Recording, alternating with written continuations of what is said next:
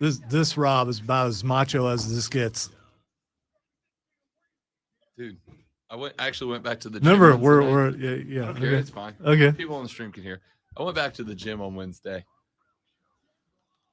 and decided to act like I had been going to the gym. Yeah, that's a mistake.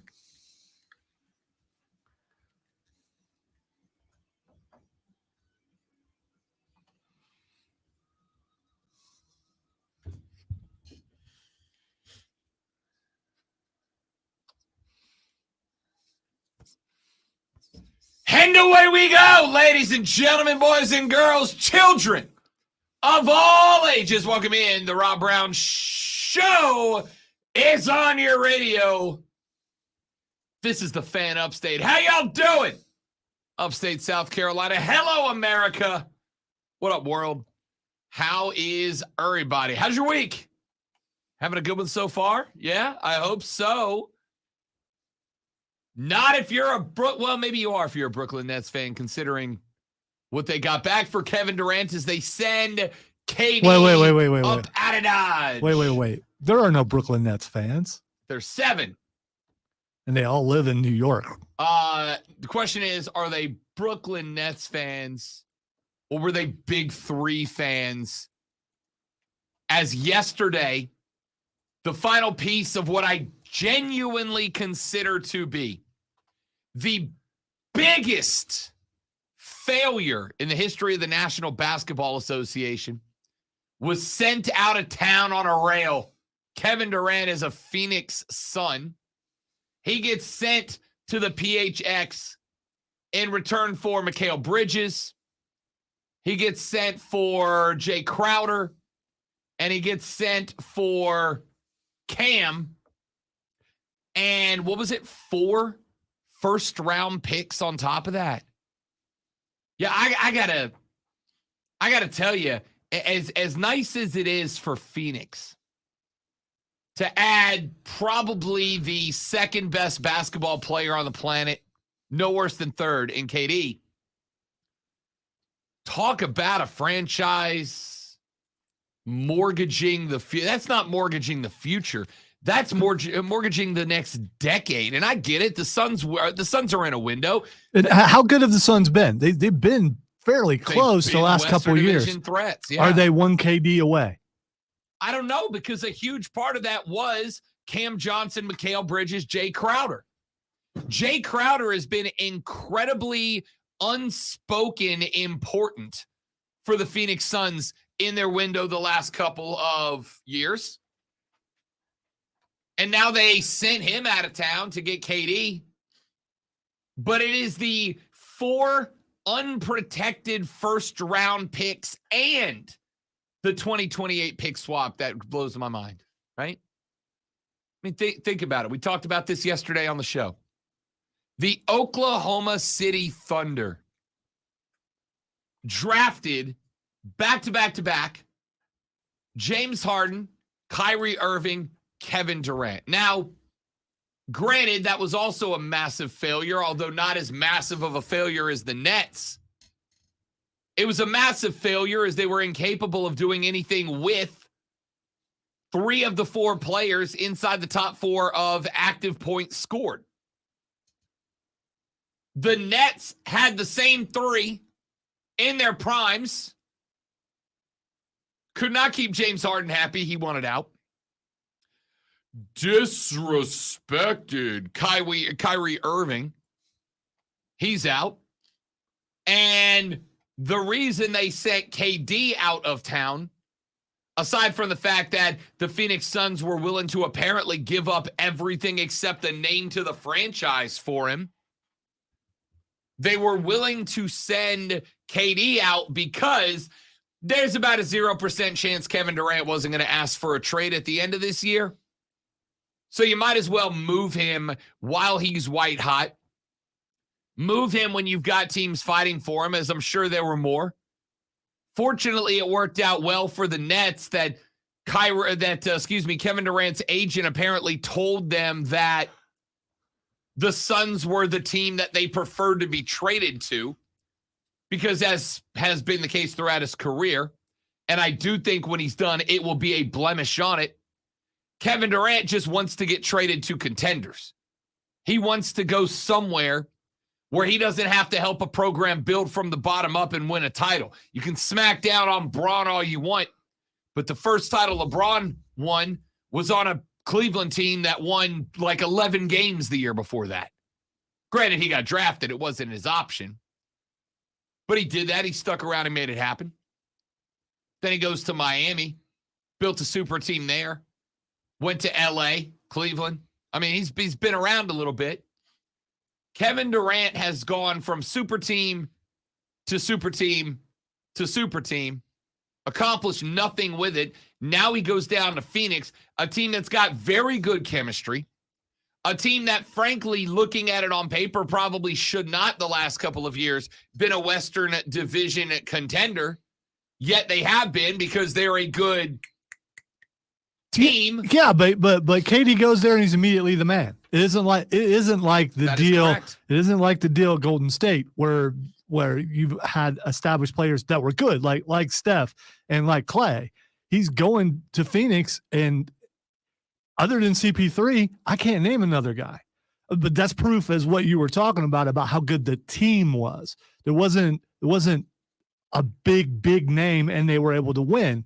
Do you disrupt chemistry so much by bringing Kevin Durant there that you go the opposite direction?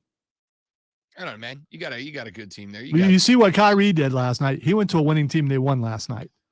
One game out the gate, man. Right. Yeah. One game out the gate. But they won. Kyrie looked good in it. I think as far as adding a piece, the Kyrie to Dallas is a bigger deal than KD to Phoenix. Because KD can't lead. That's why I'm saying he's going somewhere to be the man. And I know CP3 is the leader there, but KD will be the focal point as far as scoring and stuff goes, and he can't handle it. First off, he won't, because Devin Booker is an absolute gangster. It'll be D-Book and KD together. Devin Booker's averaging 27 points a game. The dude's damn good. Yeah, that worked out really good when the Beard and KD were together. A couple scorers, you know. The problem there was you've actually got. See, the point of James Harden going to the Nets was not to be a 27 point a game point guard. It was to be a 10, 12, 14 assist a game point guard who can also score and to facilitate to Kevin Durant. By the way, if you're wondering if I have a grudge against Kevin Durant, I do. So I mean, it's obvious because he went to Golden State, got them over the hump. They beat Cleveland, and I had to wear a dress on the air. So yeah, it always comes back to the dress. It does, and so he's a front runner. He goes places where there are winners. And I think I don't see how he makes this team that much better with all they lost. Kevin Durant makes this team better. Does he? We'll see. Kevin Durant makes any team he dresses for better. Right now, Phoenix and Dallas, who goes further? Phoenix.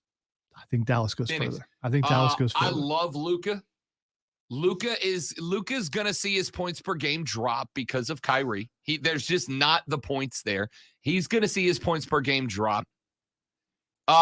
Devin Booker. Yeah, but Luka hasn't had a true number two since he's been there. I don't disagree, but the problem is not like, yes, they look great out of the gate, but Kyrie out of the gate's never the problem. Talk to me when they get to the playoffs if Luka's outshining Kyrie, and more importantly, if Kyrie decides to do some dumb things. I know it's off the court, but it matters.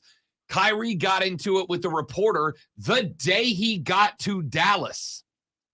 Because you'll remember it again. I know some of y'all don't want to hear about it because it's off the court stuff, but hey, off the court impacts on the court for sure. Remember the last big controversy around Kyrie in Brooklyn was that he was sharing, praising, and prepping a documentary that was considered heavily anti-Semitic. I haven't watched it yet, so I don't know. But it's been reviewed as heavily anti-Semitic. Kyrie refused to apologize. Eventually, the Nets suspended him for, 5 games? And Kyrie went out and apologized. And, of course, as one is wont to do in 2023, apologies are made via Instagram. So he put up an IG post where he apologized for spreading that film. He took it down the day he left Brooklyn, right?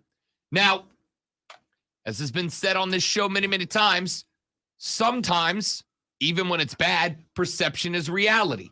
So it does certainly look like the apology was a fraud. The apology was just to get his butt unsuspended and allow him return to play basketball.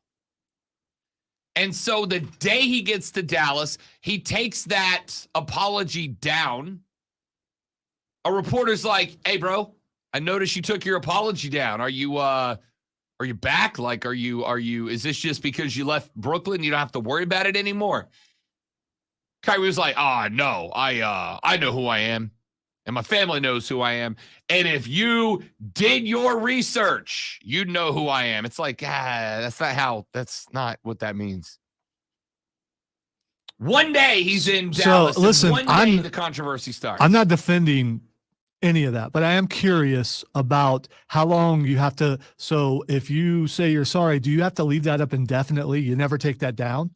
Because if he took it down a year from now, still going to be controversial. If he took it down 5 years from now, still going to be controversial. So you have to leave that up forever just to cover your bases? No, what I don't think you do. This is new. This is new ground here as far as apologies on social media go. I don't know that the precedent has been set. I don't know if the standard's been set, that this is the amount of time you leave the apology. Don't worry, I'll go ahead and set it for you right now. Okay.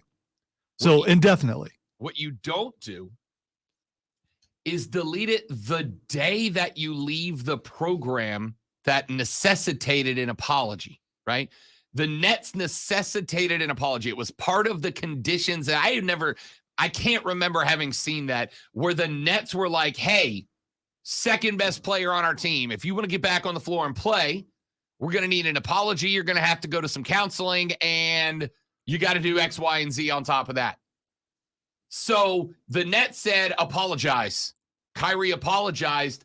The day he gets traded, he gets sent to a new team and immediately takes it down. Did he take any other posts down that were associated with matter. that? It's irrelevant. That's the only one that matters in this case. But see, I did. If he took down everything that had to do with Brooklyn and that was part of it, then I think you're nitpicking. And again, I'm not agreeing with anything he did. I think people don't like Kyrie. I'm not a big Kyrie fan. I'm not. I think he's a pouter.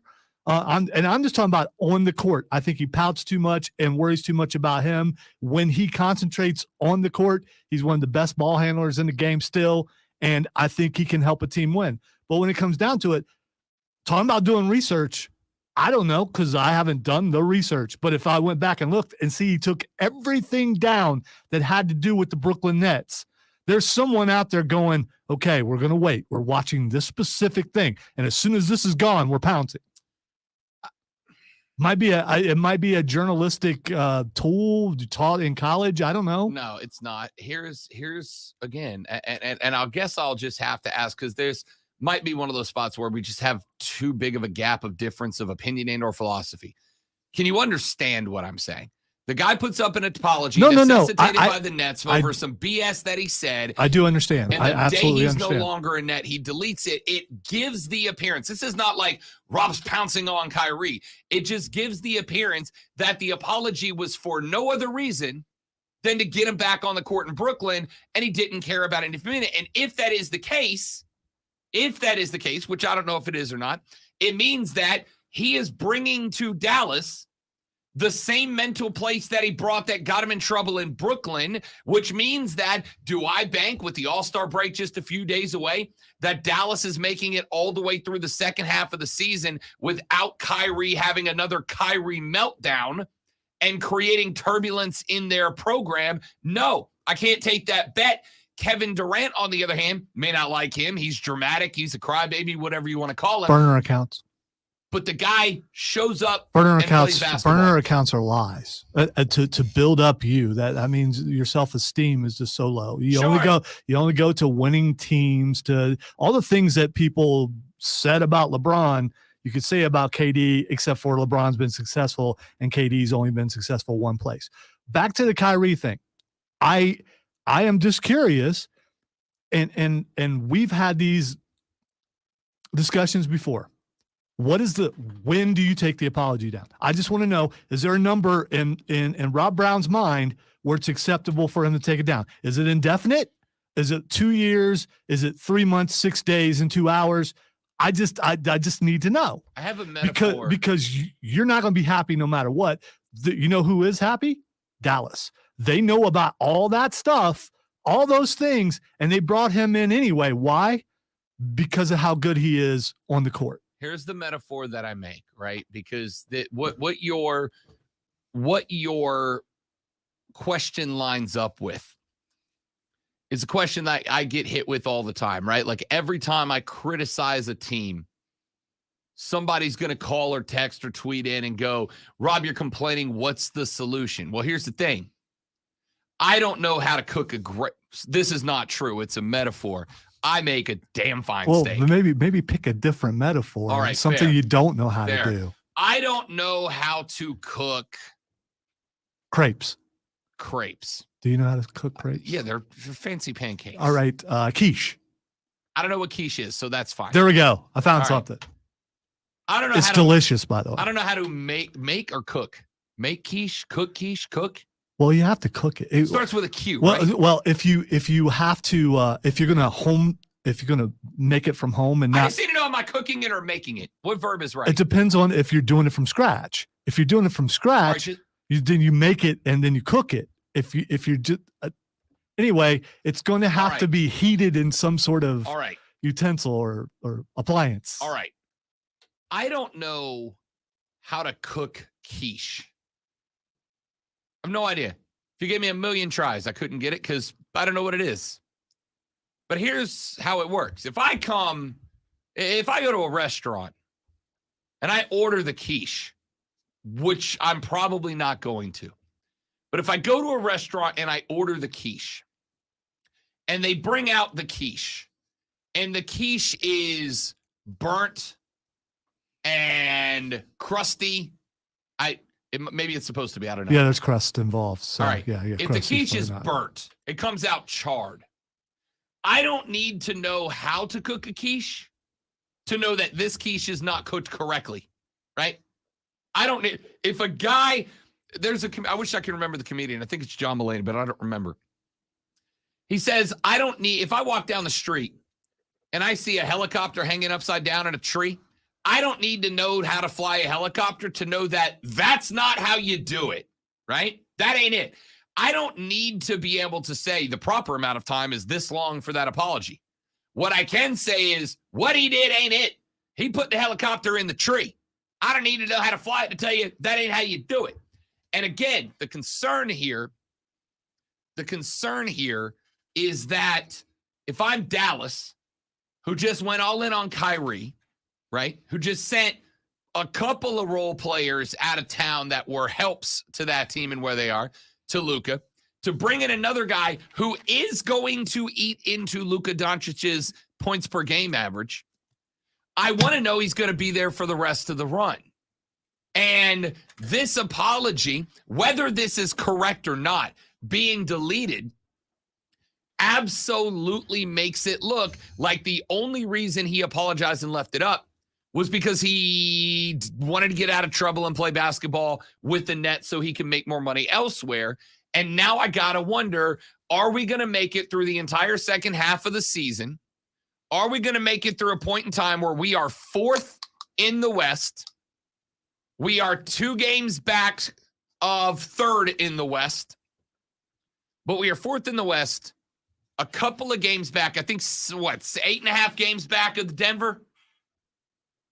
Can I trust Kyrie to get through the entire second half of the season without losing his mind, having another meltdown, doing something that either A, disrupts the team that we have built here, that's pretty good, or B, ends up getting him suspended by the league, or something so awful that we have to suspend him ourselves? I don't have to worry about that with Kevin Durant, who, by the way, is a better player than Kyrie. So even though Phoenix had to... You're right. He's a better player. Hell yeah, he is. But I think he's more emotional. And I don't care about emotion. He's a better player. He's more affected by his emotion and by He needs to be loved more than Kyrie does. Kyrie doesn't care. KD needs the adoration of the fans. Then I will hire a professional hug artist to meet KD at his locker every day. Bailey doesn't do that anymore. Hug life. Look, it's real simple. Kevin Durant brings more to the table than Kyrie Irving. He brings less to the table in the, oh God, is he going to get suspended this week department. All right, so I still say Dallas is a better team and they go further than Phoenix. Phoenix right now is... And we'll find out because, this is when the NBA season really kicks in, when more people start paying attention to it. And we're going to see what happens. By the way, the Suns and the Mavericks have an identical 30-26 record right now. So they are going to a pair of teams with identical records, getting ready to start the second half. Well, the competition doesn't start till KD gets there. I mean, True. Kyrie already played in a game, but still. And we'll have a rough idea. Give me the Suns. All right, let's take a break. Texture says, Rob, you lost me after can I trust him? That's from Bill the Uber driver. If you're talking about KD, no. I mean, yes. If you're talking about Kyrie, no. KD, yes. You can't trust either one of them. I mean, when it comes to, I really think it comes down to on the court, who's in the better team situation. Kevin Durant. And it's obviously Kyrie. Kevin Durant. Texter says, Rob, quiche is nothing but an omelet with a crust. I can make a damn gnarly omelet. Look it up during the break, and you can see if you've had it before, because I believe you have. Quiche. It looks like a omelet pie. That's basically what it is, yeah. I can make a gnarly omelet. But you can put a bunch of vegetables in it, like mushrooms and peppers and things like that. It's awesome. My seafood omelet. It's like a pot pie for breakfast. Respect it. Let's take a break. We come back here in just a minute. It is NBA trade deadline day. Will we see any more moves? The Lakers, the Jazz, the T-Wolves involved in a 3-mover yesterday. Kevin Durant gets sent to Phoenix in a blockbuster and so much more. Then we got Super Bowl talk in hour number 2 of the Rob Brown Show in the Fan Upstate.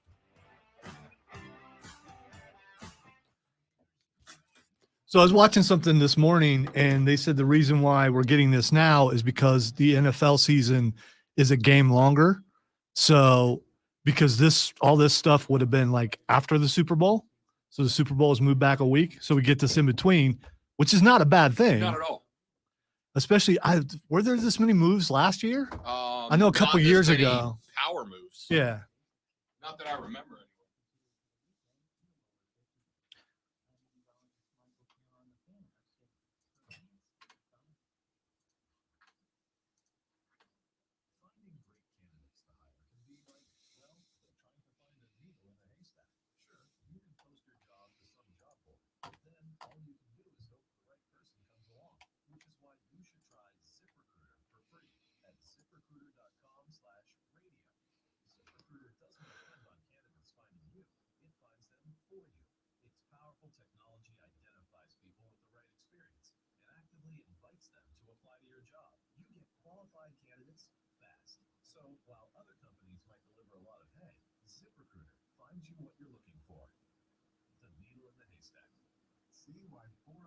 Employers who post a job in ZipRecruiter get a quality candidate within the first day. ZipRecruiter, the smartest way to hire. And right now, you can try ZipRecruiter for free.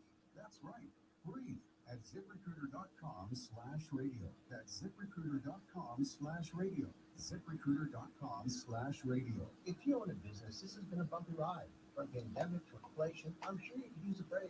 If your business has 5 or more employees since 500, you might be eligible to receive a payroll tax refund of up to $26,000 per employee. The challenge is getting your hands on it. Hi, I'm Howard Mackler, and that's why I founded GetRefunds.com to cut through the red tape and get you the money. The team of tax attorneys we have put together a highly trained and little-known payroll tax refund program. We do all the work, charge you on a dime up front, and simply share a percentage of the cash that we get for you.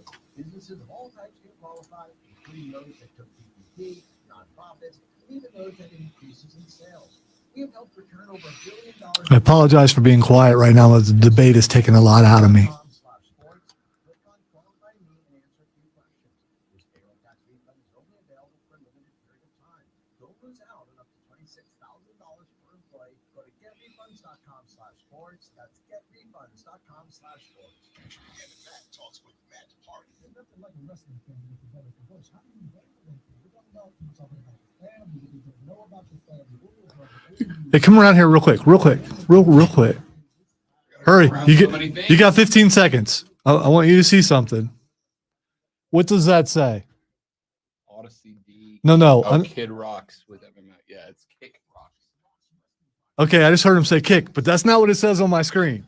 And we just caught the edge of it yesterday. And so We're still starting a wrestling pod. Let's start a wrestling pod and be better than that one. how hard will that be? I mean, my schedule's cleared up. Yeah, you'll get another job. You're trying to get one right now by doing a podcast. That's true. That is something we can do with our eyes closed.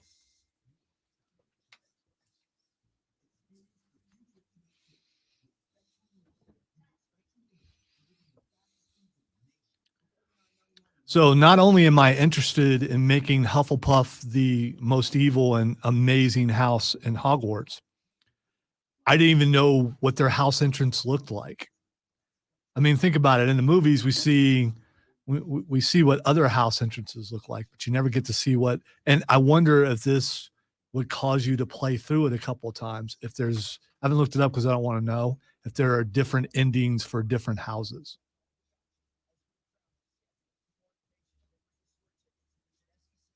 Yes, I will have a complete review of, well, not a complete review, but an early review of Hogwarts Saturday. I was about to say, let's start a gaming pod, but I'm not good enough at video games to justify it. It would be a video game pod from somebody who sucks at video games. Hey, can you talk to me about the ending of this game? Nope, I can't get there.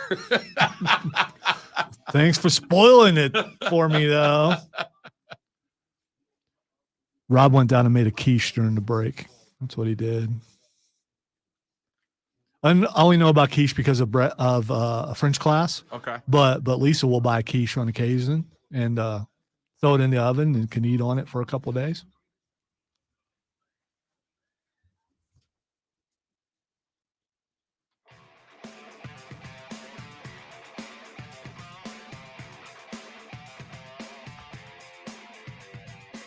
So a quiche is just an omelet pie, apparently. Yeah. It's like scrambled egg omelet on a pie crust. Consider it. I mean, you could almost say it's inside a biscuit. I mean, kind of. So what you would have for breakfast anyway, if you had a really big breakfast.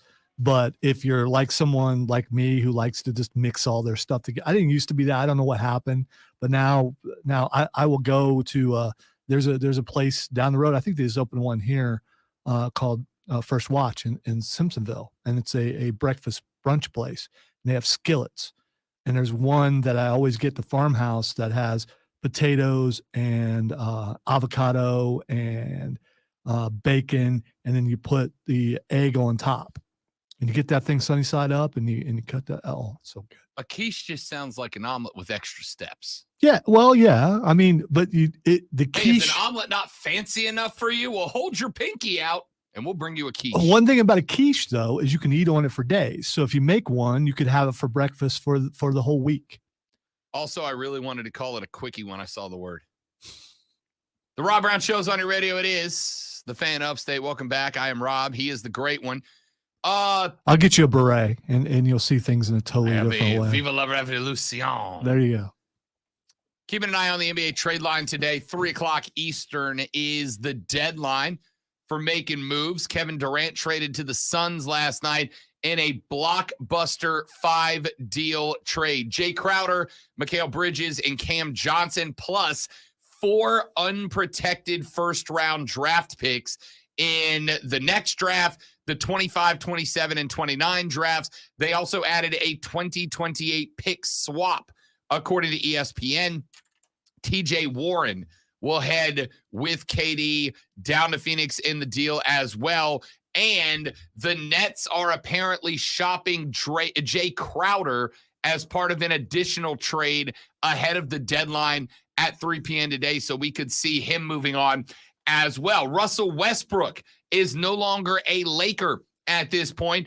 Westbrook has worn out his welcome on LeBron's team. His next playing destination is a question mark. Why? He got sent to the Utah Jazz in a 3-team deal yesterday, but the Jazz are likely to buy out his contract. This was basically a move made so that the Lakers had some room to play around today. They get Westbrook's contract off of the books. Utah will basically cut bait with Russell Westbrook, let him find a new team as a free agent. There will be, I'm sure, a number of teams that are on the phone with Russell Westbrook if the Jazz do indeed decide to do that. Can I still add a hypothetical really quick? I'm sure it's probably been said, but maybe not. Anthony Davis for Kyrie. No, Kyrie's settled. Is he? Yes. Is he? The fact that they played him yesterday, yeah, he's a Dallas Maverick. He could play a game and then move to LA. That's where he wanted to go in the first place. AD's not going anywhere because LeBron's happy to have him. Lots of rumors out there. Have you seen the video and the pictures of when LeBron hits the shot and Anthony Davis is sitting on the bench? No celebration, no nothing. AD is, I'm going to put this nicely, kind of a jerk, right? He was kind of. I thought you were going to say he's weird, but okay. Well, he is, but he's kind of a jerk. Like AD during his time at NOLA, one of the reasons that the Pelicans love Zion despite the multiple injuries is because Zion has completely bought into New Orleans, right? Like, have you noticed when they show Zion on the stands, they wait till he's eating? They always do that. Every time I see him in the stand to point out that he's needs to lose weight. I don't know, or if the cameraman's going, okay, he's got food now. Now let's get him on the camera. As you have said, sometimes people love leaning into a narrative. Z started this year in the best shape of his career. He just can't stay healthy, right?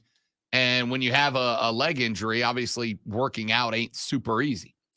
So I'm not surprised by that. But again, LeBron's game works because of Anthony Davis right now. Because if you expand your defense to take advantage of LeBron on the outside or try to defend LeBron on the outside, Anthony Davis as a 4 becomes deadly. And when AD is getting locked up constantly in one-on-one against other 4s, Anthony Davis is going to win that battle 9 out of 10 times. So LeBron James' game as it stands works because of AD. So unless you were to bring in another 4, I don't know what the move there is. So I think they're pretty settled, but they did add D'Angelo Russell, the point guard from Minnesota, Malik Beasley, and Jared Vanderbilt from Utah. Russell Westbrook, Juan Toscano-Anderson, Damian Jones, and a projected 2027 Lakers first rounder will be sent to Utah. The Jazz are sending Mike Conley and Nickeil Alexander-Walker to Minnesota. Minnesota will get a couple of draft picks down the line as well. So those were the 2 big moves that got made yesterday. And based on what we know about Russell, based on what we know about the Lakers clearing his salary off the books and the Jazz being willing to buy him out of that contract so he can go be a free agent, says to me that neither one of those 2 teams is done. The Jazz, I think, are going to make a push for one more guy. The Lakers, I have no question, are working the hell out of the phones right now. I don't think either one of these teams is done at this point. The Jazz currently sit 11th in the West. They are a half game out of a play-in spot right now. The Lakers sit now at 13th in the West. They find themselves a full 2 games out of a play-in spot at this point. So neither one of those teams is going to be done, both trying to force their way in at this point. We'll see what the rest of today's trade deadline looks like. I am going to be spending some time. I'll rephrase that. Let me start this because it's going to be a couple of years, but I have two thoughts about the NBA. The first one is the Brooklyn Nets just became a very interesting team to keep keep track of. Not because they're good now. They're not. The Nets aren't good. They are 5th in the East right now. But Kyrie's gone. Kevin Durant is gone. I suspect we are going to watch their 5th spot drop to 6th, 7th, 8th, 9th, 10th down in the East.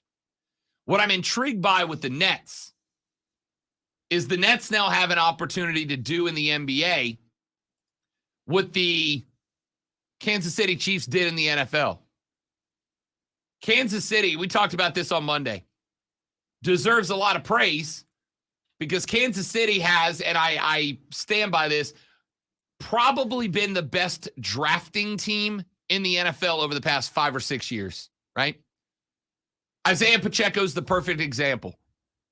Last 7 weeks, how critical has Isaiah Pacheco been to the Kansas City Chiefs? Massively, right? 7th round draft pick. They didn't go like a lot of teams and go spend a buttload of money on a running back. They did the research. They found a guy that they could get late. They picked him up in the 7th, and Isaiah Pacheco, when Clyde Edwards-Helaire went down, stepped in and became a monster. Now they've got 2 beasts back there at running back.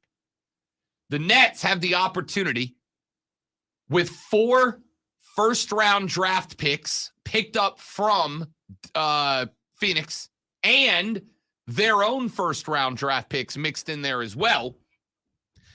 They have a team they have the ability, Zoe, over the next 4 years, really over the next 3, to effectively build a starting lineup of first-round draft picks. They've got a chance to build themselves into one of the youngest teams in the NBA and comprise it almost exclusively of first-round draft picks. Now, that's not to say that's what they'll do. They now have a ton of draft capital. They may make a move for a couple of vets, couple of all-stars somewhere. But I'm intrigued to see what the Nets do in order to build this up. The second observation I had is I think it is more difficult to be a fan of an NBA team than maybe any other professional sport in America. Because these teams rotate, these teams change, these teams shift, evolve so fast, right?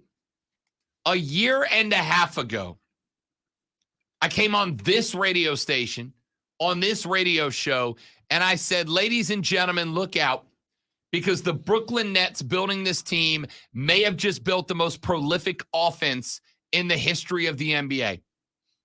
We are less than a year and a half removed from that.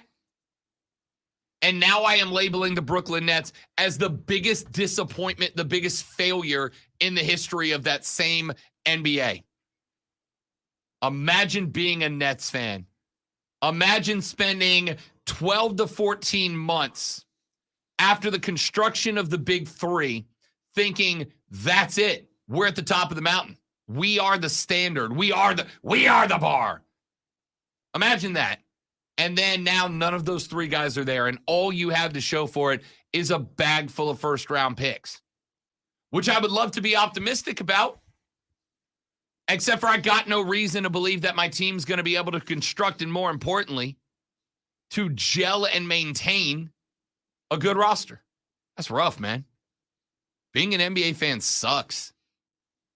I can tell you that from the Pelicans' perspective. We had Chris Paul when we were the Hornets. Thought that we were in a great position. Couple of pieces we're adding in. Made a playoff run, never happened. Then we got Anthony Davis. It's like, dadgum, we turned a corner now, right? AD, CP, and then CP3 left. It's like, I'm out. I can't do this anymore. I want a shot. And we got Anthony Davis and a bunch of nobodies. Then we start building. We had a couple of good pieces around AD. Then what happens? Eddie's like, nah, I'd rather be a Laker. I'm out. And blows it up. Now I'm more optimistic than ever because you got Zion, Brandon Ingram's an all-star. CJ McCollum, when he has those 2 guys available, is deadly when his shot's on. They've got a great core of young players built around them. But there's also the part in the back of my brain that's like, don't get too excited, dude. Don't get too hyped. Because Z's going to want out when his contract's up. BI's going to want out when his contract's up. CJ's going to have no reason to stay. Don't get too pumped, man. There's no reason to. All right, let's take a break. When we come back here in just a minute, speaking of basketball, Dawn Staley has gone to bat for her gals. I want to get into that. Adam Schefter put out a tweet yesterday about the Chicago Bears and their first overall draft pick that I found very interesting, and it kind of hooks up with a thought that I had yesterday at the end of the show. And I think I'm right. I'll share that with you when we come back and a whole lot more. The Rob Brown Show's on your radio. This is the Fan Upstate.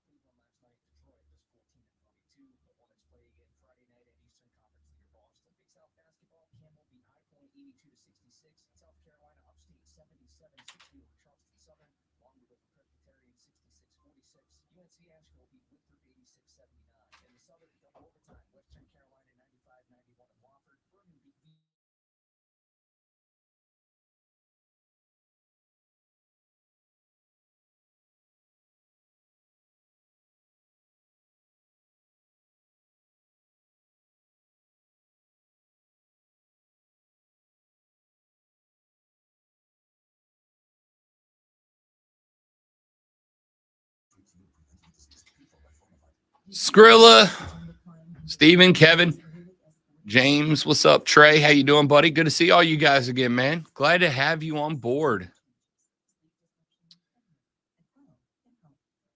Then you're missing out, buddy. You're just not a basketball guy, and that's okay. You don't have to be a basketball guy. But the drama in the NBA right now is spectacular. I'm having a blast with it, both on the court and in the trade market. I think the NBA is great right now. So the Jericho cruise was last week, and Jericho had Danhausen on his cruise, and they did a Danhausen-Jericho-Hausen tag team where Jericho dressed like Danhausen. And at the same time, they announced that AEW is about to start doing house shows. What they call it, AEW House Rules. It's going to be the name of that tour. And they also may be close to signing a streaming deal. If they give me house shows, I will be at every one of them that are within a couple hours of me. I was going to say, they haven't been to Greenville yet. No, they have not. I will tell you. And I wonder if there's some sort of exclusivity as far as arenas go. There might be, but I can tell you I had a conversation Saturday. I think I said this to you. I had a conversation Saturday with a guy who used to work for WWE, who now works here in town. He was at the Well, and he's got contacts in both businesses. And he told me that one of the guys that he knows in AEW said that because of how good the crowd was at SmackDown on Friday, AEW sent out an email Saturday saying we need to start looking at Greenville and the surrounding area as a potential show market. I know in the past it would seem there was no exclusivity because I saw a TNA pay-per-view there. Here? It wasn't the Well at the time. It was the Bilo Center. It was the Bilo Center, but still, yeah. That's where that Abyss poster thing came from. One of the most disappointing wrestling experiences of my lifetime was because there was supposed to be a barbed wire match, and because of rules in the state of South Carolina, they couldn't do it. So you have an arena full of people watching it on the big screen. And it kills the crowd. It does a lot of things. Yeah. I can't remember. Was he wrestling Kurt Angle? I can't remember who he was wrestling, but it was, yeah. You thought you're going to get a barbed wire match. You get there and you find out that the sports commission or whatever it was stopped it because of blood. Or at least that's what they told us.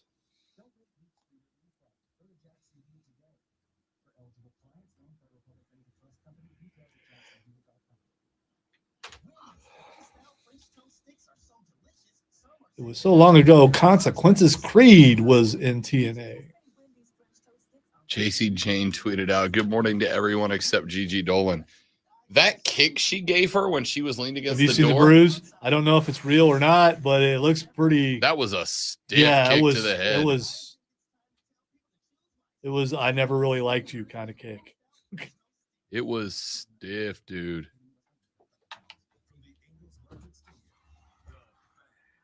Hopefully there were a lot of apologies, but I'm thinking a receipt is due. It was, yeah.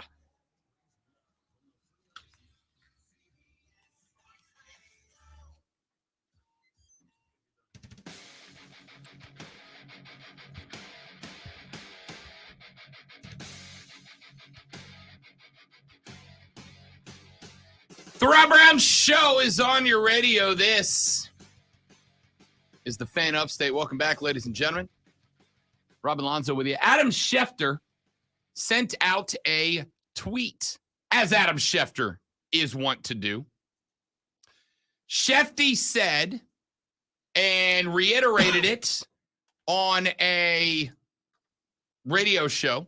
He was on ESPN 1000's Waddle and Sylvie in, I believe, Chicago. Anyway, he said, quote, "I can just tell you right now that the Bears are going to have the opportunity to listen to some unbelievable offers for the number one pick. And they're going to have the chance to parlay that one pick that came as a benefit from the Houston Texans, playing a game they never should have won, into a bevy of future picks that can set that franchise up for years to come." Gee, I wonder who has a bevy of picks. Just saying. I think you would have to say the Carolina Panthers have at least a bevy. I'm out. I'm out as the Panthers, and here's why. CJ Stroud is the guy that Lonzo thinks is worth moving up to number one for. Vegas money says Bryce Young will be the number one overall draft pick. The reason I am out is that a lot of folks think these two guys could be good, but nobody thinks either one of them is so set on being good that they can outpace the other. The Vegas odds are not there because they think there are two franchise quarterbacks on the board. The Vegas odds are what they are because no team thinks that either one of them is a franchise quarterback. They both think, the teams think that they could be very good, but they're a gamble. That's not to say they won't be franchise quarterbacks, but they are a gamble. They are a crapshoot. There's no guarantees here. You're not drafting Joe Burrow.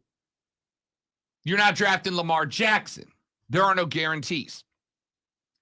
If I looked at either one of those guys, like I did with Lamar Jackson, if I looked at either one of those guys and thought, that is an absolute home run, I have zero questions about this guy's ability at the next level, then maybe I'm willing to go in.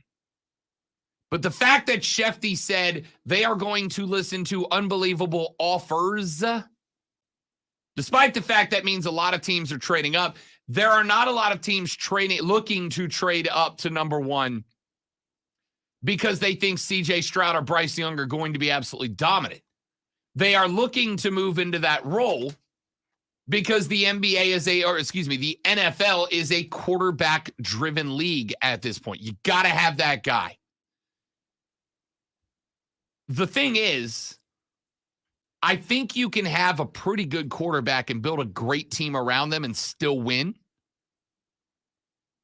I think that to some degree, I think Joey Burrow is a very good quarterback.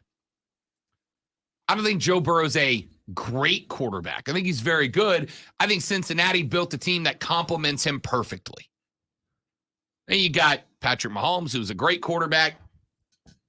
Jalen Hurts is a very, very good quarterback. Is he great? I don't know that we can establish that yet, but he's very good. But Philly put a hell of a team around him. I think there's probably 16 quarterbacks in the league that could have, Gardner Minshew's not one of them, just to be clear. I think there's probably 16 quarterbacks in the league I could have plugged into the Philadelphia offense and made the playoffs with. I think there's probably 8 that I could have taken to an NFC title game in place of Jalen Hurts. That's not to say Jalen Hurts doesn't get a ton of credit and respect. He does. But you can have a good quarterback and build a great team. Carolina's got so many draft picks available to them. Though while it does make them a contender to trade up with Chicago, if they trade up with Chicago to get to number 1 and take C.J. Stroud, it takes away the ability to build a great team around C.J. Stroud instantly. It will become a 2 or 3 year process. And my concern is if anything goes wrong in that period of time, C.J. Stroud may get to the end of his 4 years as a rookie and go, deuces, I'm out. And then we're right back where we started. I would rather Frank Reich be on the horn with Derek Carr, with Aaron Rodgers, hell, with Tom Brady for a year, even if he's returned. I'd rather him be on Jimmy Garoppolo. Is probably my number 1 target, to be honest, because I don't think Aaron Rodgers ends up in Carolina, but hey, you never know. I think I'm on the horn with a successful veteran quarterback.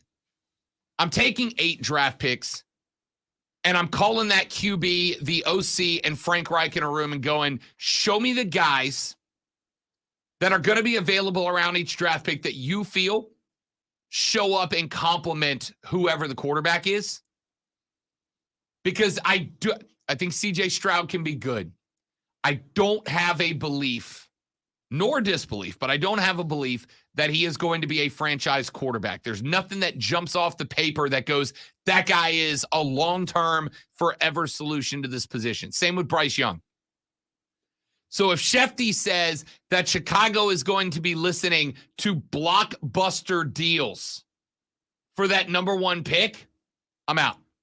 I do not want to give up what could end up being, just by the law of averages, one of the better draft classes in the entire history of the Carolina Panthers, and based just on the law of averages, one of the best draft classes in the history of football, to get one guy who is a question mark.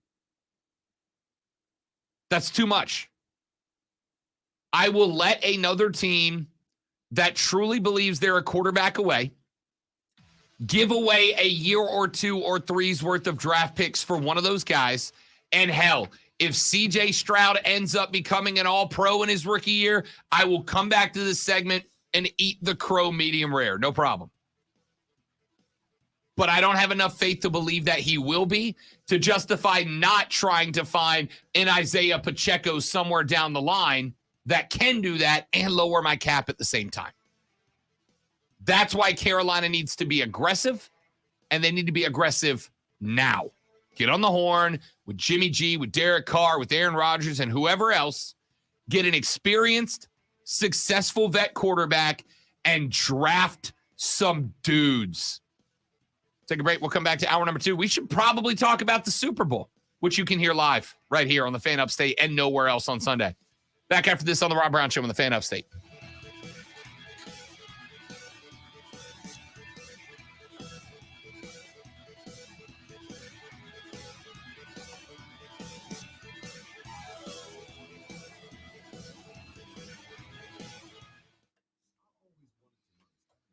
Bingo, Marcus. That's what I'm saying, dog. That's it. That's the play. That's the play. Add one more good offensive lineman. Add one more Icky. Go find a wide receiver to plug in that is a down the field threat, right? That can open up the field for DJ Moore.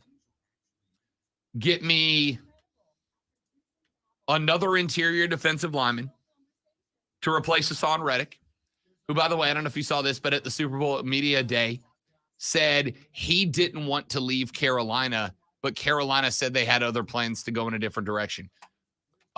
Oops. Yeah, I saw that. Also, you can take all your practical stuff, and I'm sure that it's an amazing thing. Here's what needs to be done: trade it all away for CJ Stroud. Team's already good. Are you saying the same thing if he's not a Buckeye? There's a quarterback. Or They're a quarterback away in Carolina.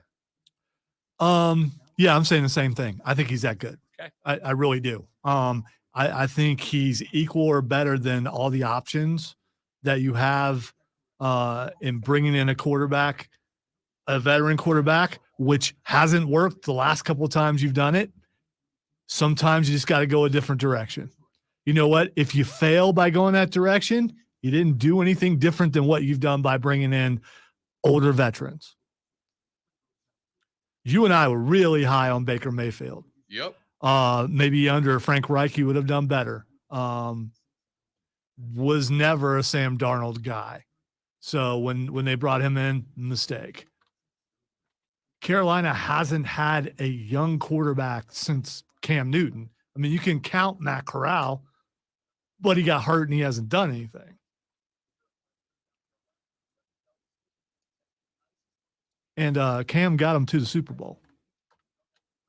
And yes, he had pieces around him, like a running game, like what they have now, like a good defense, like what they have now.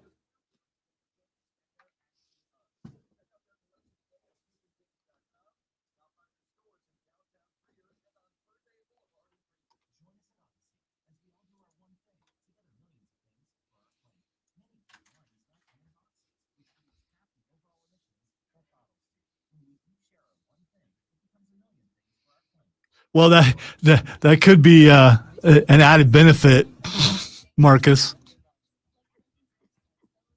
I don't think so, because the South is wide open right now. But you never know. You know, the same thing could be said if they brought in Jimmy Garoppolo. Maybe he doesn't work well in Frank Reich's system, and you struggle.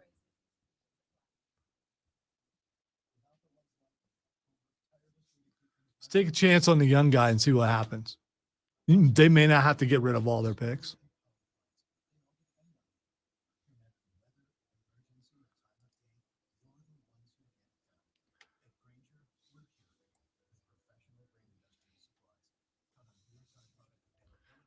The cool part is, at least for right now, we have no idea what they're going to do. That makes it intriguing.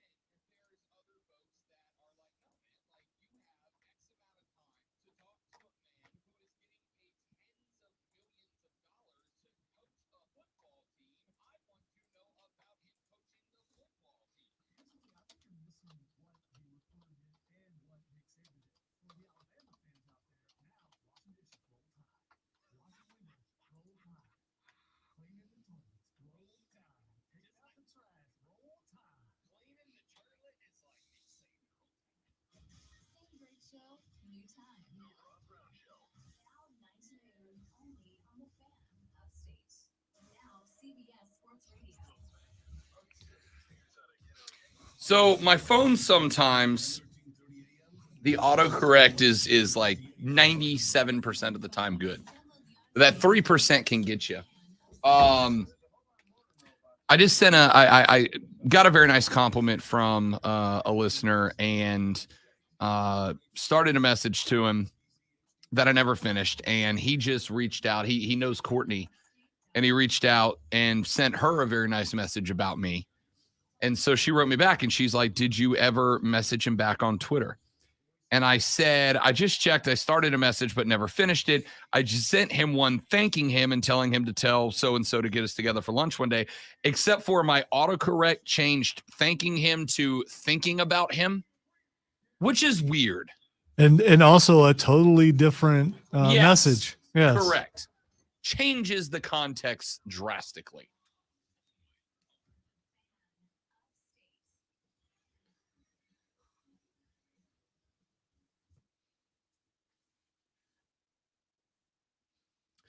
Our numero dos of the Rob Brown Show starts right now. Welcome back, ladies and gentlemen. This is the Fan Upstate. How is everybody? Doing well, I hope. It's Thursday. We got some Super Bowl talk coming up for you in this hour of the show. And yes, ladies and gentlemen, unlike some other radio stations, we can say and promote the Super Bowl. Why, you ask? That is because this Sunday evening, the NFL's World Championship game can be heard live and only right here on the Fan Upstate. If you are one of those poor, unfortunate souls that has got to work during this point in time, maybe you're going to be driving around, maybe you're going to be in the car. It's a big day for delivery drivers, et cetera, et cetera. If you're one of those folks that just can't be in front of a TV during the biggest football game of the NFL's season, then, ladies and gentlemen, we are here, as always, to make your life better. And by the way, I don't know if you're like me and you can't get enough Super Bowl. Well, our coverage starts at 2 p.m. So you got all day to build up that anticipation to what on paper looks to be maybe a tight and exciting game. Wall to wall. Philadelphia, a 1.5 point favorite in this one. We'll break down why coming up in just a minute. I gave you my first thoughts on that yesterday. I love, appreciate, respect that Patrick Mahomes has been an absolute gut-out monster on a busted-up ankle. But I think the cracks in the armor were shown last week. One play designed to roll out to the left, and it did not go well. Now, it's been 2 weeks. Plenty of time to heal, therapy, rehab. Andy Reid said that they brought a plane's worth of medical gear out to Arizona for Patrick Mahomes to get that ankle good, get that ankle right. All he needs is the bath bomb. He's a bath bomb guy. We found that out. Jazz bath, yeah. Jazz bath. Yeah, I mean, I would think that's just it's a different kind of therapy. I got to tell you, I like jazz. I'm a big jazz fan. I'm also going to tell you, in a take that I have been blasted for many times in the past, and I could not care less, there are very, very, very few pleasures in the world that top a scalding hot bath with a glass of wine. It is GOAT status, dude. Do you burn candles also? No, I will absolutely tell you, I will turn the lights out in the bathroom. I will go on a mini darkness retreat. Turn out the lights, scalding hot bath, little music, glass of wine. It's undefeated. At least Aaron doesn't have to worry about drowning. If I drowned in a bathtub, I deserved it. All right? Just did. You've never seen the original Nightmare from Elm Street? Or Psycho? Grab me clip number 4, if you don't mind, please, Lonzo. Andy Reid, as has every other member of the Kansas City Chiefs and Philadelphia Eagles, have been in front of media members the last couple of days, taking and answering questions, giving some thoughts and comments. Well, Andy has been asked, Lonzo, probably, I would guess, 250 to 300,000 times over the past 3 days about Patrick Mahomes' ankle. And he has settled into a relatively consistent answer to that question, and it sounds like this.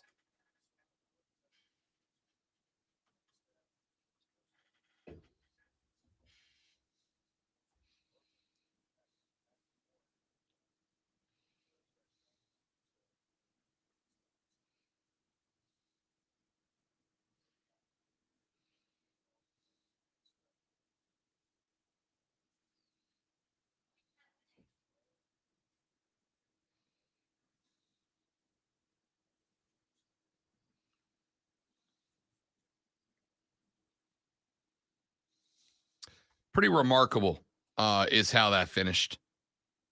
And look, it is. It is. That's a 6 to 8 week injury for most people. Mahomes was on it a week later, won an AFC championship game 2 weeks later, still well within the window of don't do that. And he's about to play on it in a Super Bowl. But you also heard Andy Reid say, I'm not going to say he's 100%. And the question mark is, what restrictions might they put on Patrick Mahomes? And I'm not talking about like, hey, Patrick, don't do this, but just in terms of the game planning. They're not going to put any restrictions on him. He's too much of an improvisational player. You can't put a restriction on him. It's going to be according to pain, and then he's going to play through that. It's the Super Bowl. You know who agrees with you? Clip 4A. Patrick Mahomes agrees with you. Now, he's not going to say he's 100% either, but he did say this.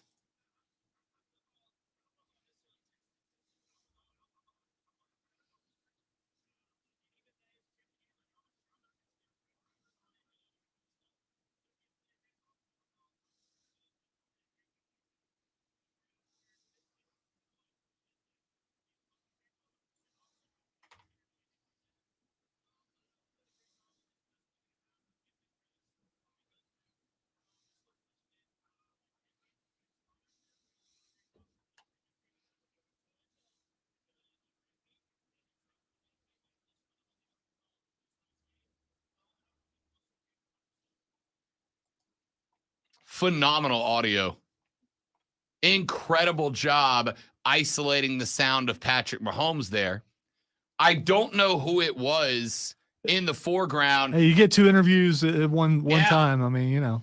Yeah. I could also say, here's Travis Kelce talking about the process and play the same clip. I don't think that was Kelce, though. I don't know. Yeah, I think that sounded like Bucker. I have no idea. I'm going to go with Bucker. That's a deep voice for that guy. Maybe. I don't know. All I know is whoever it was, he trusts God in the process. How do I know? Because I was listening for Patrick Mahomes and got not that. Man, if I was the producer of whatever host turned that in for sound, I'd be like, dude, are you serious? Are you serious? So coming up in the Super Bowl on Sunday, you guys, I think we've got a. By the way, for those people who are complaining online about us not being able to play sound, it has to do with the fact that Rob got us flagged for soccer, so we have to be careful with playing it on there. Has to do with the fact that Lonzo didn't drop questionable sound and got us flagged. So the question is, during that little segment we just did there, whose voice did you focus on? I was playing it for Patrick Mahomes and still could not hear the dude that was closer to the mic. Like, did you ask Mahomes a question and then just throw your phone into another room? I heard them both because, multitasking is my life. I rarely listen to one thing at once. How did that work? So maybe it was someone with a phone or something getting the recording. I don't know where the audio was. Lonzo, I have a Google Pixel, all right, because I'm not one of you iPhone sheep, all right. I stepped out of the box. I'm not a sheep like the rest of you. I went the Pixel. The Google Pixel has a voice recorder in it. I'm gonna go ahead and say that if I was to record you talking from right here. Yeah. Right. So I'm talking right now while Rob is trying to record me to see how much it's going to get. And it won't get it out of the speakers. It will only because the speakers are dead right now because the mics are on. So it's only hearing me from 2 feet away. 2 feet. I'm Yes. saying that's a solid 3. That's That's a solid all right, 3, we'll go, maybe we'll 4. Go 2.5. I'm going That 3.5. is, dude. That's Is 3.5 not. feet. That is not a yard. Either way, That's not a yard. You were an offensive lineman. You have no man. depth perception. You need to check your prescription. I'm just saying. Anyway, I don't have my glasses on, so maybe I'm wrong. but if I was to record you talking from right here, all right? So I'm talking right now while Rob is trying to record me to see how much it's going to get, and it won't get it out of the Does speaker. that sound like that Because the speaker- clip from Yeah, Patrick right. Mahomes? No, 'cause the mics are on, so it's only hearing me. No. What did this guy do with his phone when he had? You got a question out of the quarterback playing for the Kansas City Chiefs in the Super Bowl. Did you ask him the question and then put the phone back in your pocket? What was that? Anyway, Well, it could have been, a lot of times when interviews are happening with multiple people, they will put the mic down on the podium or on the table or whatever, and maybe put a mic down, and it kind of it moved a he little. put it on that other guy's table then. Not The necessarily. other guy was more clear than All right. So Mahomes is kind of soft spoken. He's not like Gunther soft spoken, but he's soft spoken, and the other dude projects well. So Patrick Mahomes says, no restrictions. Patrick Mahomes says, I'm going to go out there. I'm not testing it. I am going to push it this week. I am going to push what happened here. I'm going to see what my ankle is capable of. There's no restrictions. And I respect that.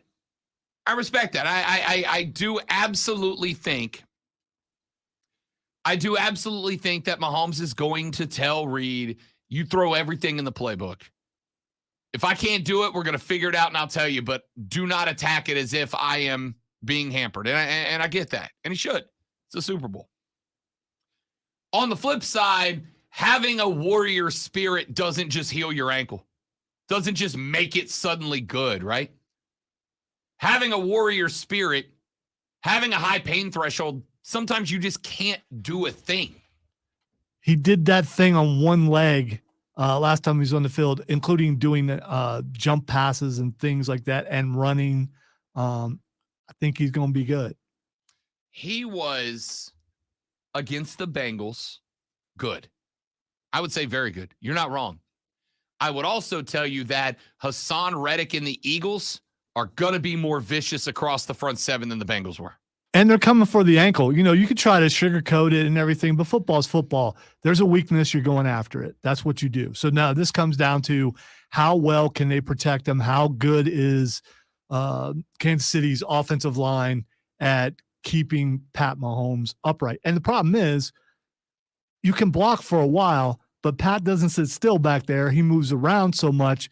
There are going to be windows where he's going to get hit. He just is. He is going to be attacked by Philly. And that's what I'm curious about. Last week, he had one play designed to go left. Now, if you're Philly and you watch that play back, right, you see that he only had one play to the left and it didn't go well. When he tried to turn around and throw the ball back across his body, it floated. It was weak. It was not a good pass. Yeah, but if you're Andy Reid, don't you come out and you just go left right away? I mean, I do, but if I'm Philadelphia, I'm attacking from that side. Well, what I'm saying is you go this, whatever the trend is, Philly sees the trend that you're talking about, so they're going to put everybody on that side. Don't you just automatically just go the opposite direction?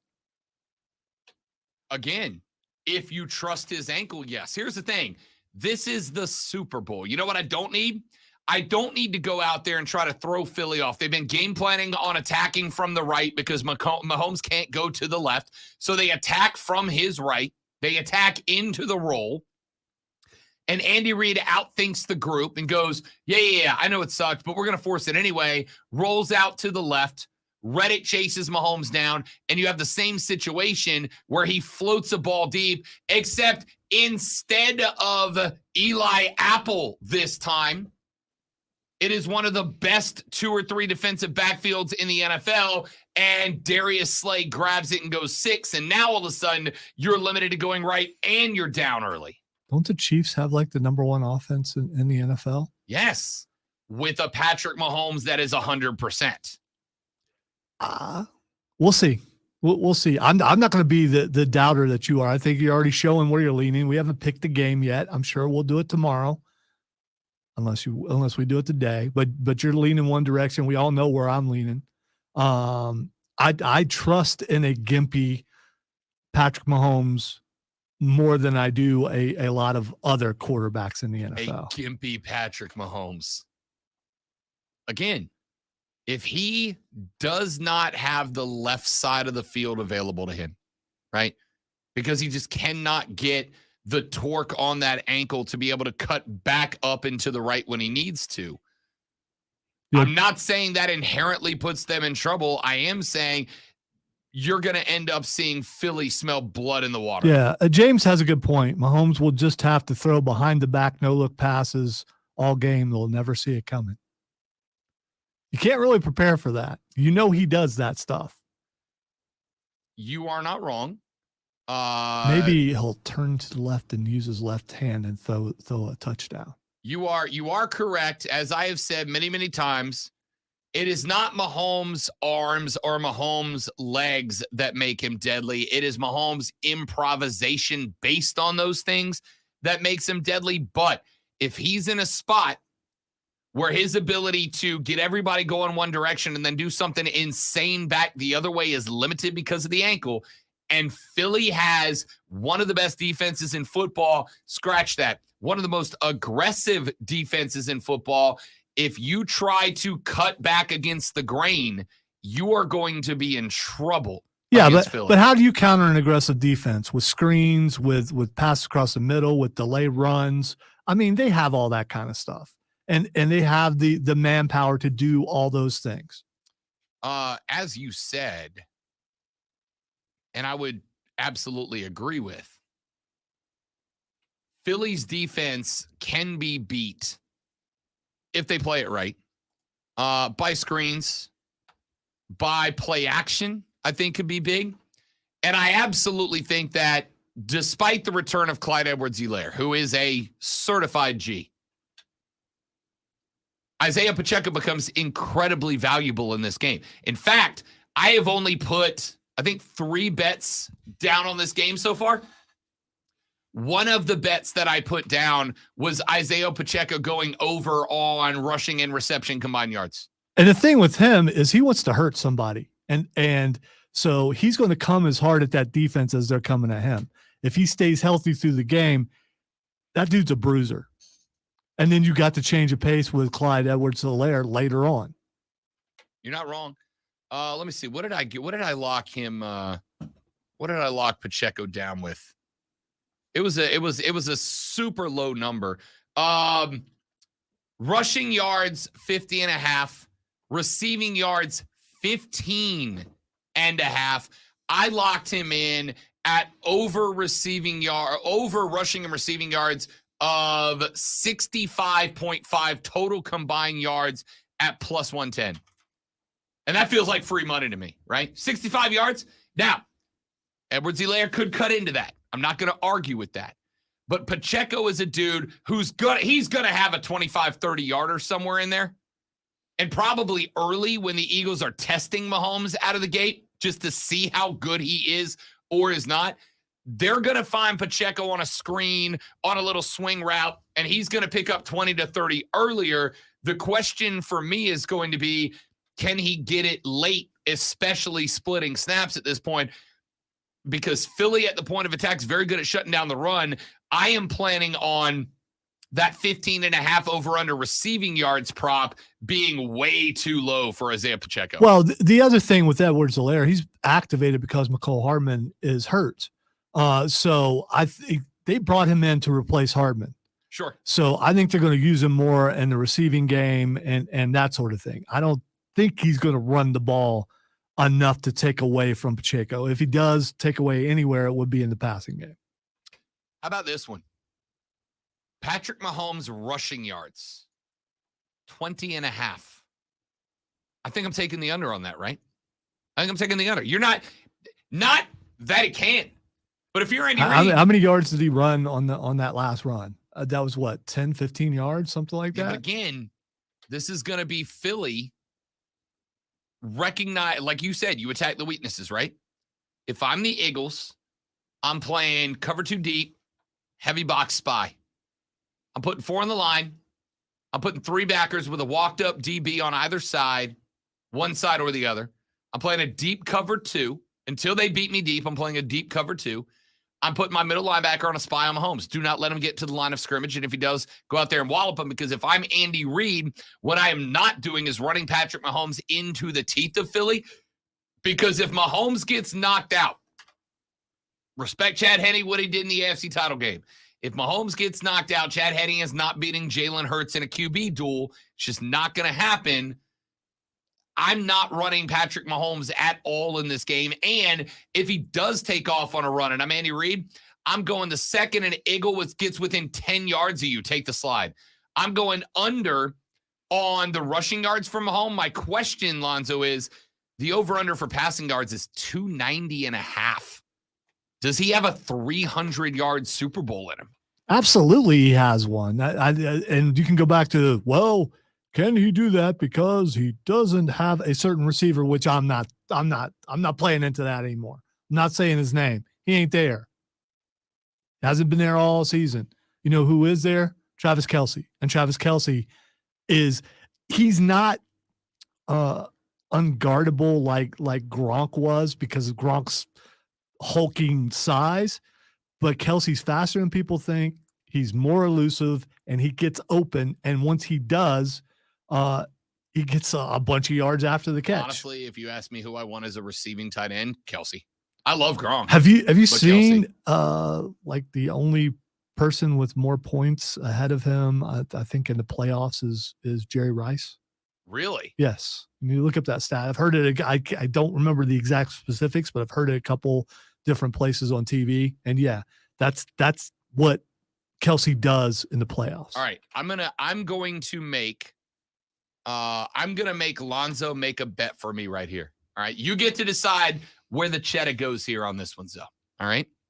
Patrick Mahomes. Wow. I told you, what did I say? Do you remember what I said a second ago on points bet, what Patrick Mahomes over under and passing was? 290.5. From the time I said 290.5 till 4 seconds ago, it is now set at 295.5. Here's what blows my mind. I was literally setting up to ask Lonzo to make a bet for me here, okay? I was going to ask, do I go under 295.5? Scratch that. At the time, do I go under 290.5 for minus 110? Do I go over 290.5 for minus 110? Or do I go plus 300 passing yards for plus 110? That was literally 2 minutes ago. The numbers just updated for me. You know what they are now? The over-under is now set at 295.5, Lonzo, and it's minus 115 in both. Remember I asked you about the 300 passing yards? I said it was plus 110. It just meant to minus 110 for the same number. That much money when they released today's odds on Patrick Mahomes' numbers. So many bettors just hit on Patrick Mahomes getting to 300 yards that if I would have locked plus 300 in at the beginning of the segment, I'd have got it at plus 110. Right now, I get it at minus 110. No, if you would have just went to break on time, you'd be making money right now. I wanted you to make this bet for me, but now I think I don't know, man. Like, I think I've got to go. I think I got to go over 295. Nah, see, if you're going to go over 295.5, you might as well take it up to 300, right?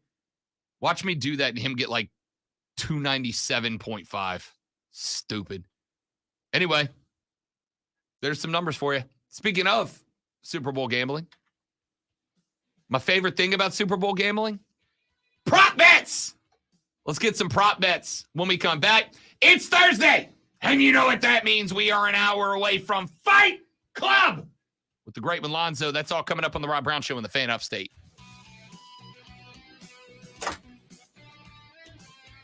Right back, stream. Do not go nowhere.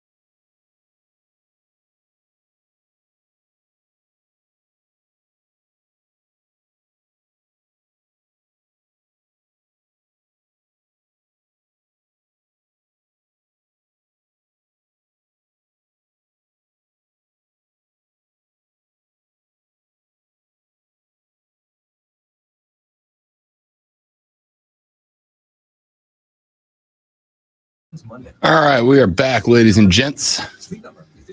Let's do some prop bets, y'all.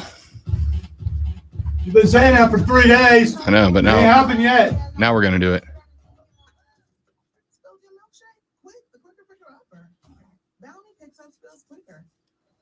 And each sheet is 2 times more absorbent, so you can use less than the leading ordinary brand.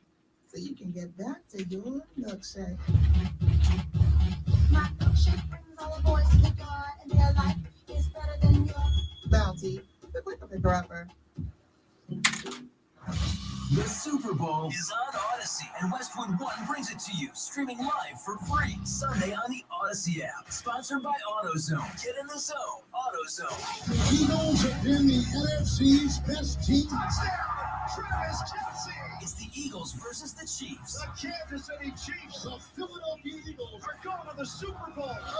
Catch all the action from Westwood One. Your Super Bowl, your Odyssey. Get in the game and download the free Odyssey app today. These statements have not been evaluated by the Food and Drug Administration. This product is not intended to diagnose, treat, cure, or prevent any disease. Paid for by Pharmavite. Did you know estrogen decline can begin for women as early as 40 years old? This can lead to a number of symptoms associated with menopause, like hot flashes, mood changes, sleep disruption, and more. Equell can help. Equell is the only supplement made with Esequol, a naturally strong plant-based ingredient that relieves symptoms of estrogen decline. In clinical trials, women taking Equell experienced 5 fewer hot flashes per day, 50 more minutes of sleep per night, alleviated mood swings, and more. Not sure if you're experiencing symptoms of estrogen decline? Reach out to Equell's customer support team for help navigating your symptoms. You can try Equell risk-free for 90 days with Equell's 90-day money-back guarantee. Get the support you need with Equell. For more information and to get 20% off your first order, go to equell.com/news. That's EQUELLE.com/news for 20% off. Equell.com/news. Wings Etc. is the perfect spot for just about everyone. Friends, family, even in-laws. Our food is always made fresh to order, available in-store and online. Try our family restaurant that happens to have a bar. Wings Etc. 2644 Boiling Springs Road. Good food, great times nearby. Sponsored by InvisibleFence.com. With over 3 million pets protected and a 99% success rate, Invisible Fence brand's training works, and customers agree. A recent reviewer said, "The training made me feel like they were training our dog versus just running the playbook." Learn how they can help protect your pet at InvisibleFence.com. Mark Ryan tells it like it is. Coming up on a Friday Eve episode of Offsides with Mark Ryan and Diesel, we get down to the nitty-gritty on the biggest game of the year. So what makes the Super Bowl the behemoth that it is? We'll look at key X factors. Plus, Furman's own Bob Ritchie joins us at 6 o'clock. Number 1 for real afternoon sports talk. Offsides with Mark Ryan. 3 to 7 on the Fan. Upstate. Listen on the Odyssey app. Search the Fan Upstate.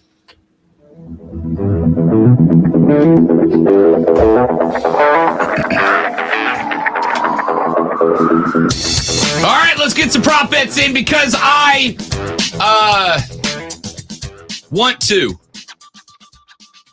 We start with the one that always bats lead off, national anthem length. This year, depending on what site you get it from, the national anthem is checking in at anywhere from 119 and a half to 125 seconds. So anywhere from... Who's singing it? Chris Stapleton is singing it. Okay. Country/Southern kind of thing. Country/Southern singer-songwriter. He leans more towards the rock side, right? He puts a lot of rock, but he's got some great ballads. His version of Tennessee Whiskey, I guarantee you have heard. Probably not the whole thing because you probably walked out on it, but you've heard it start a couple of times. Yeah, I probably cringed and left the room. Oh, great. Here we go. So, but is he known for holding out his notes? This is one of the few times where I know of, but don't really know the singer. I mean, it's not like it's Whitney Houston or Dionne Warwick or someone who holds a note for a really long time. This is why I don't love this year's prop on the national anthem. Luke Bryant sang it. Luke Bryant's another country guy. He's a little bit more up-tempo country traditionally. He checked in at 2 minutes and 9 seconds total when he sang it at the national anthem. 2 minutes, 9 seconds total. which means that the line for Stapleton is actually shorter than that. The longest I have found is 2 minutes, 5 seconds. That's the highest over I have found. Stapleton traditionally puts a lot more soul into his music than Luke Bryan does. That being said, I don't know what Chris Stapleton's approach to the song is going to be, right? We have seen massive overs, like when Alicia Keys sang the national anthem and played piano, and that went on for 7.5 minutes roughly. The over cashed big time in that one. I don't know if Stapleton attacks it with a very soulful rendition. We have also seen some very upbeat national anthems becoming more predominant at sporting events over the past few years. If Stapleton decides to go with an electric guitar, I'm slamming the under. If he goes with the acoustic guitar, I'm slamming the over. This will be a bet that I will try to force in after they show Stapleton for the first time. But before he starts singing, it will be a last-minute prop, and it will be determined by, is he holding a guitar and what kind is it? Yeah, I'm curious. I don't recall, and I've been around for quite a few of these, I don't recall a guitar singing combo. So sing part of the anthem and play part of the anthem. Has that ever been done that you remember? I don't. Because that would extend it if he did that. I don't know off the top of my head. I know Alicia Keys played a piano. I know that they had Aaron Neville and Aretha Franklin singing it together, and they brought out a whole gospel choir with them. That was an easy over. Yeah, once Aaron Neville came out on that stage, you knew Easy that thing over. was going over for sure. I don't think I'm touching this unless I hit it last minute, and then it's going to be based on, is Stapleton coming out with an electric or an acoustic? That might be the trigger. Don't you want to see that, though? I've never really thought about it. I would love to see a singing guitar combo at some point. Just go into the guitar. I'd be fine with a full Hendrix nothing but guitar national anthem. But there hasn't really been a combo of the two. I want to see that. There was one a few years ago, and it was an NBA game, and I can't remember if it was I want to say it was one of the finals games. It may have been an all-star game, but they had a couple of artists down in New Orleans come out, and they did like a very upbeat, jazzy rock version of the national anthem. People got all up in arms about it. I love different variations of the anthem. I think it's great. A lot of different people here. Melting pot. Of people and music. As long as you get the words right. Yeah. I mean, if you don't, then that becomes a problem. Rihanna is set to perform the halftime show. The question here, Lonzo, over or under 8.5 songs? Does she sing 8 songs or fewer, 9 songs or more? Do we know how many guests are coming out with her? We do not. We do not. I believe we know of 1 right now, maybe 2. I don't know how many more come out. And the question mark is, and this is one of those things that's very interesting, and this is why you got to check your bets. Is it over under 8.5 songs by Rihanna, or is it over 8.5 songs total, right? Because if she brings out Timberlake and he drops some sexy back on us. Yeah, I don't think that's going to ever happen again, but you never know. Fair. Statute of limitations and all that, I suppose. Does that count as one of the songs to 8.5, or does it have to be performed by Rihanna? I'm gonna go under on this because 8.5, that's a lot. That's a lot. Your halftime show's usually what, about 8 to 12 minutes? Plus commercial time, how much they pay for commercial time. They're going to try to squeeze that into it. You get some like Tom Petty where he plays the song. And then a lot of, and this is more, I think I'm By the way, I over. maintain the worst Super Bowl performance of all time. Get the heck up out of here. Tom Petty. Tom Petty had already been dead for 10 years Petty's when he did the Super Bowl. He was a zombie. Don't you disrespect the greatest. I will continue Love to do Tom that. Petty. It was pretty bad. Pop halftimes typically consist of more melody, right? More medley. You're going to get more medley. You're going to get her hitting a chorus and then moving on. If every chorus counts as a song, I think I'm slamming the over. I think it has to, doesn't it? It's probably a verse in the chorus. I think that's what constitutes the song for me. But I still don't think she goes over. Gatorade bath color. This one always pops up every year. This is a big one. Your odds as it stands right now. Yellow or green is your odds-on favorite at plus 165. Orange is plus 300. Blue is plus 400. Red or pink is plus 450. Clear or water is plus 750. Purple is plus 750. No Gatorade bath can be bet on at plus 1,200. You can't go no Gatorade bath, right? Well, if the Chiefs win, Andy ain't getting away. He's taking a bath. Andy don't move quick enough to get out of there. Someone's dumping that for sure. And Sirianni's he was really gruff when he got the job, but he's kind of loosened up a little bit. I don't think they'll be afraid to give him one. But do they actually have to does it have to hit the coach? What if you miss? I think the register still happens. As long as it's dumped towards. Here's what I'm going to go with. I'm actually going to bet the second bet. I'm going orange plus 300, and I'm only going orange plus 300 because I went back and checked. Orange was the Gatorade bat they gave Andy Reid 3 years ago when you guys won the first Super Bowl. I suspect that, like many other things, if you go do a thing and that thing works, you do everything the same, right? And especially in sports where tradition is big time, especially in a sport where traditions are big time, you're going to keep everything the same, including the Gatorade that you drank. I remember when we were doing Burns games, Burns dropped a couple, and in their final game of the regular season, they went back to an early season Gatorade color. They won, so they kept that Gatorade color going into the playoffs. They were switching Gatorade taste every week, but when Burns made the playoffs, by winning the last week of the season, they switched back to, I think, the Arctic Frost, which is what they had drank earlier in the year, and they ended up riding that through the playoffs. I think I'm going to go tradition here, so I'm going to go plus 300 on orange. See, I'm going to go red because I'm never going to choose orange on anything. Fair enough. Other props available. Will the game announcers reference the Super Bowl point spread? You can get no at like minus 120 and yes at around plus 110. I'm absolutely taking the yes, and here's why.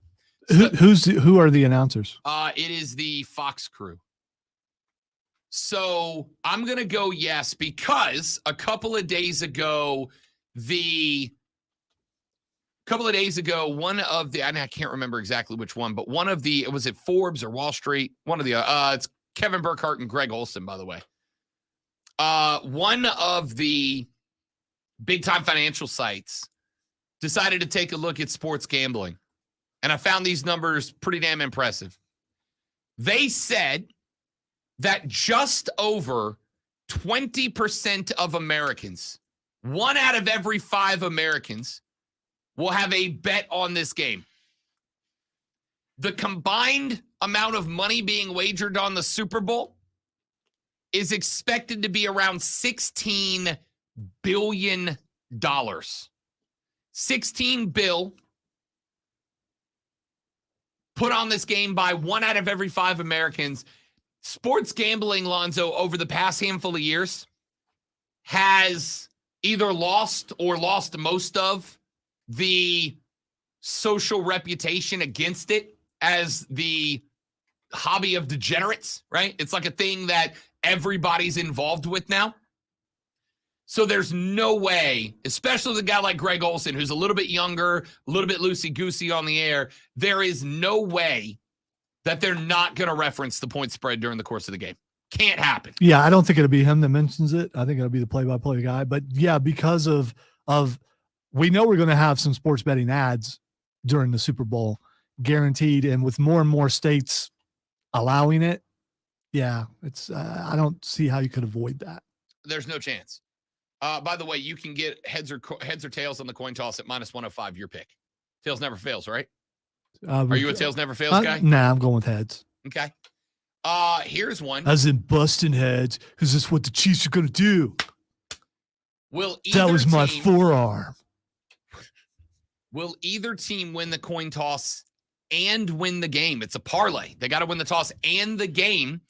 You can get the Chiefs, yes, plus 300 or no, minus 400. You can get the Eagles plus 250 and no, minus 330. I think I got to go yes here, but I'm not going to tell you which one yet because we'll make our official picks tomorrow. Not only am I going to go yes, I'm going to go yes, boy. Yeah, boy. What will be mentioned first during the Super Bowl's MVP speech? Team and teammates minus 120. City and fans plus 325. Good plus 370. Family plus 690. Coaches plus 1200. Team owner plus 2500. All right, I was waiting for the thing that should be on there, and it's not on there. And that is? Jabroni. I'd like to thank Mayor Jabroni. I think Jabroni should be on there, but since it's not, I think it's going to depend on who wins. I think if Kansas City wins, it's probably team, and if Philly wins, it will be God mentioned first. Patrick Mahomes, when he and the Chiefs last won it all, and he was named Super Bowl MVP, went team and teammates out the gate. That's minus 120 right now. Almost every time he talks about team and teammates. If Mahomes has a day on a busted wheel, he's going in as the sentimental favorite for MVP if he is able to win this thing. If it's Mahomes, yes. If it is Jalen Hurts, I don't know if I go to see, because the question is, if he says, first and foremost, I want to thank this team for believing me when nobody else does. Does that count as team or coaches? That's team, right? So that's still minus 120. But I say he thanks God first. But if he does, which is plus 370, that's not a bad value, because a solid chunk of guys on the field are always going to open with, first and foremost, I want to thank God for allowing me to be a Super Bowl MVP, right? God plus 370 is a solid underdog bet. Solid underdog bet. Will a player propose after the game? Plus 400 for yes, minus 650 for no. I'm gonna go with no on that. I probably go no, but this is one of those things that you get to, because here's the thing. Any bet with plus 400 as a number, it immediately is an interesting bet, right? 4-1 payout is an interesting bet. So the question is, how much research are you doing in? Are you going up and down the roster of both teams to see if there is a guy who has been with a gal for an extended period of time and not popped the question yet? And more importantly, are they on the team you think is going to win, right? Because I think in all the time we've been around, we've only seen one proposal post-loss. Well, you can just check out the social media for every member of both teams. And yeah, Yep. I don't have that much research. Here's a fun one for you, Zoe. Which potato chip company has their commercial air first? Doritos minus 130, Pringles plus 100. I'm going Doritos, right? That's the bigger brand. What about Lay's? I think Lay's falls. Lay's in is with Pringles. Doritos. No, Lay's is Doritos. Is it Doritos? Yeah, so I'm gonna go with Doritos. But it's the only one. This is brand specific. It's got to be Doritos. Yeah, I still go Doritos. I still go Doritos also. Even though they're the underdog, even though they're the heavy favorite at minus 130, Doritos always makes the big splash. There's like one dude in Vegas sit around and write all this stuff. Here's the interesting thing, though, right? Somebody went through, because if you do this, this is what you do. Somebody went through and looked. Doritos traditionally has their commercials either right at the very beginning or end of the halftime show. So does Pringles try to sneak one in there in the very beginning and steal it? I don't know. All right, let's come back. We'll finish up with a couple of more ridiculous prop bets, and then we'll wrap up hour 2. We get to hour 3. We'll talk a little bit about the game. Then it's time for Fight Club with Lonzo at 11:20. Then we wrap the whole thing out and get ready for tomorrow, wall-to-wall Super Bowl talk on tomorrow's show. It is the Rob Brown Show. It is the Fan Upstate. Whatever, Kevin. All right, here's a few more for the stream. I gotta go. Go ahead. Go ahead. You don't need me. Too much water. Work.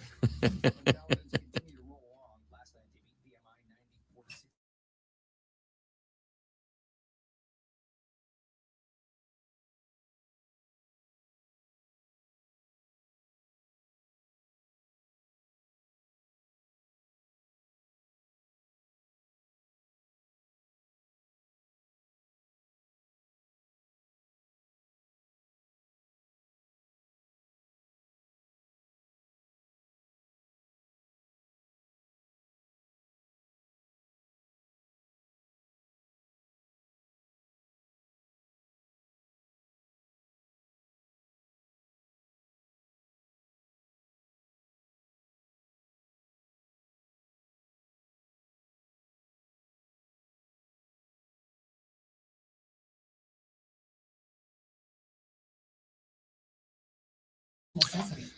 All right. Minus 115 for both beer brands. What brand gets mentioned first? Budweiser or Heineken at minus 115? Budweiser. I'm going Budweiser as well at minus 115. But Heineken unrolled their Heineken 0.0 this year, which is alcohol-free, and they have been slamming the booze-free beer the last couple of months. Well, the other thing with that, I didn't think about that. Isn't that the one that Scott Lang does from Ant-Man? Yes, it is. And Ant-Man comes out next week. So So Heineken's a solid bet here, honestly. What goes first? Avocados from Mexico or Hellman's Mayo? Avocados minus 333, Hellman's plus 425. M&M's minus 130 versus Pepsi Zero at plus 459. Who are you picking with the? I'm not taking that bet. The answer is avocados from Mexico, but at minus 333, there's no value. Nah, I'm going to go with the best mayonnaise and go with Hellman's. It's not, but I respect it. Let's see. I got to find some more.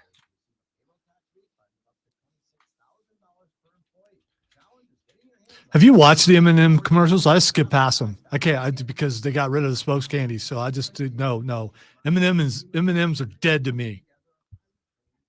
I am not on the hype train about having strong feelings about the spokes candy gender of M&Ms. They're crunchy, they're chocolate, they're amazing, but they're dead to me. I think I'm also trying to lose weight, and you can't really be eating M&Ms while you're doing that. So I think getting rid of the candies and going to Maya Rudolph was a weak ass move from M&M, right? I think I'd have just owned it. But also my bottom line and paycheck doesn't depend on M&M's succeeding or failing. So not yet, because the thought is maybe someday. Maybe. Welcome to the Rob Brown Show, brought to you by M&M's candies. Here are some numbers for celebrities to appear on the broadcast. President Biden minus 500. So is Bradley Cooper, any Kardashian. Minus 300 for Eric Stonestreet, Jason Sudeikis, Meek Mill, or Paul Rudd. These are in person, not commercials. Let's say Paul Rudd, Kansas City fan. Yeah. Is Henry Winkler on there? I'm going. By the way, I'm slamming Paul Rudd even at minus 300. There's no chance he's not there. He's there for two reasons. One, because he's a Chiefs fan, and two, because Ant-Man comes out. You can get Kevin Hart at minus 250. 0% chance Kevin Hart. Sober or drunk? Don't care. All he's got to do is show up. Okay. Kevin Hart put up an Instagram video the other day where he said that he bought an eagle for like $16 million and named it Jalen. And I totally believe that's something he would do. The eagle will be taller than. Have you seen real eagles and how big they get? Ain't no way Kevin Hart gets near an eagle. It will take him away for food. Kevin Hart's minus 250. Henry Cavill's minus 200. Why would Henry Cavill be there? I have no idea. Mike Trout minus 145. Larry Fitzgerald minus 125. Chris Paul minus 125.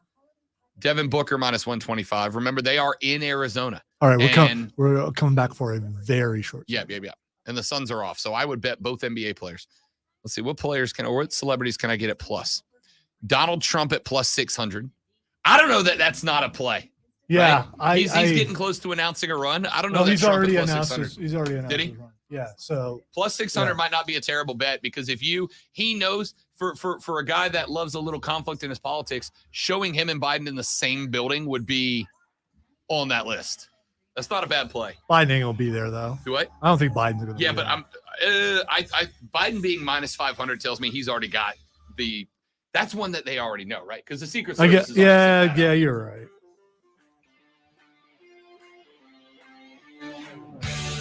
Joe Biden to appear on the broadcast, minus 500. Bradley Cooper, minus 500. Any Kardashian sister, minus 500. I'm taking all. Joe Biden's a guarantee. He's not on this list at minus 500 if the Secret Service hasn't been setting up for 3 weeks. Are any of the Kardashians single and dating a player? I don't know. I don't either. Yeah, I don't. If any of them I don't keep up with them. If any of them are single, the answer is yes. One of them will be there, right? One of them will be there. Paul Rudd's minus 300. That's a guarantee. Kevin Hart is minus 250. That's a guarantee. Biggest Chiefs, biggest Eagles fans out there. They're both a yes. You can get Chris Paul or Devin Booker at minus 125. Phoenix Suns, they're off that week. This game's not too far away. They got the money to be there. Plus 100 for Joe Biden. If Joe's there, Jill's going to be there. I think Joe Biden plus 100 is a good one. Will Kamala's husband be there? Good question. The Rock is plus 125. That's not a terrible bet. I don't know. They brought him out last year to do some introductions. Maybe not. So anyway, there's some of the numbers you can get. There's some prop bets. When we come back, let's talk about the actual game, shall we? What can Philly's defense do to limit Mahomes' offense? We'll talk about that next on the Rob Brown Show in the Fan Upstate.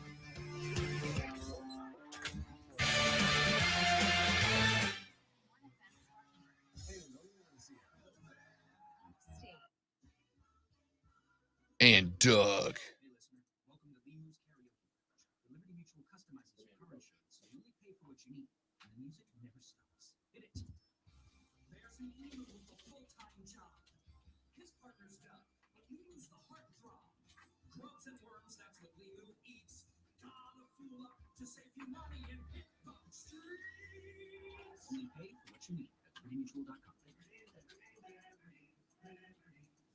As a Walgreens pharmacist, I talk with people all the time about little tips and tricks for filling their Medicare prescriptions, like taking advantage of 90-day refills to save them. Mayonnaise is mayonnaise. I refuse to be a part of your guys' cult. I mean, you know, and it's. I will say the company is probably not that way, but the fans are very cultic, wanting to fight and defend mayonnaise. Just think about it, Luke. It's mayonnaise, dude. If you'd stop insulting mayonnaise, we wouldn't have to. Dude, it's mayonnaise. You can't insult mayonnaise. It's mayonnaise.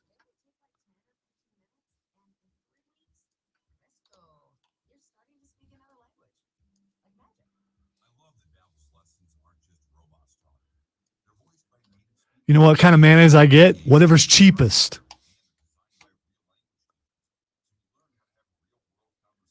If it's Duke's 1 week, I'll stomach it. If it's Hellman's, I'll go with that. If it's the generic brand from Walmart, which is just relabeled national brand, which I don't believe Duke's is a national brand. I don't know. If it is, You will apologize to Dukes. No, I won't. Just like with the Clemson Tigers, I don't have a problem with the Clemson Tigers. I have a problem with their fans. The Dukes fans freak me out. Dude, it's mayonnaise. Stop. But it's the best mayonnaise. Yeah. And I will say that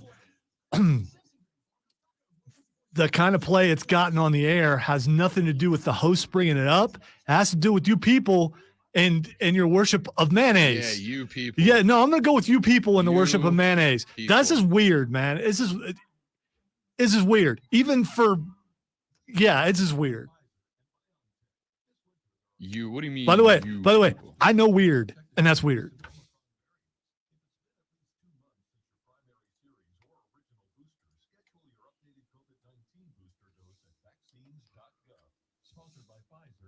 What you having for the Super Bowl? I got sandwiches with Duke's mayo. I got Ritz crackers with Duke's mayo. I made a wonderful quiche, and look what I put on top of it. Duke's mayo. Quiche. I did not think we were going to have this much quiche talk on the show today, but. See, there's a point, Stephen. You use blasphemy. What's blasphemy used for? I think that's applied towards worship. Just more proof of cult. Will you be disowned by your family if you eat a different mayonnaise? Do you eat mayonnaise? Yeah, I guess you have to.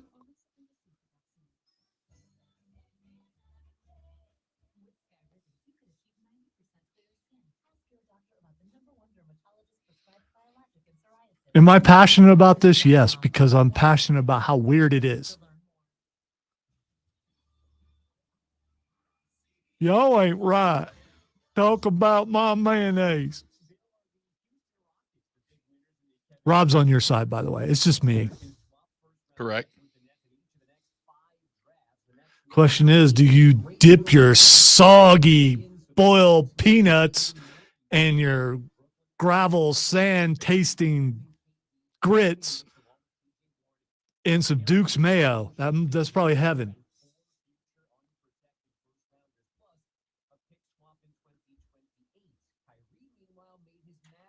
I love you guys, though. I just want you to know.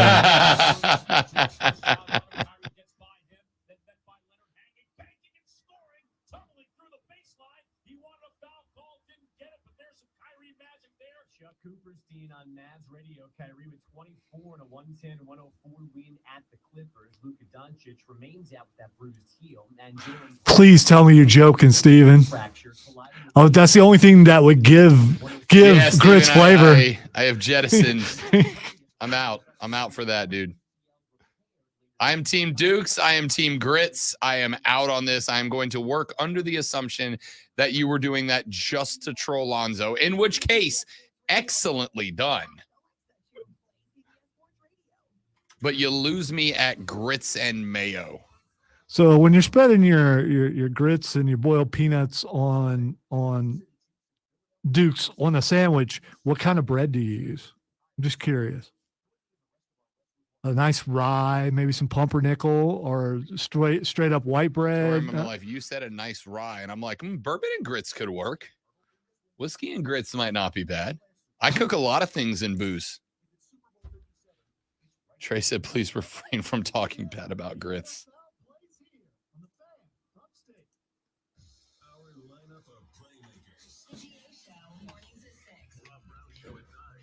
I will not refrain. I'm an equal opportunity offender.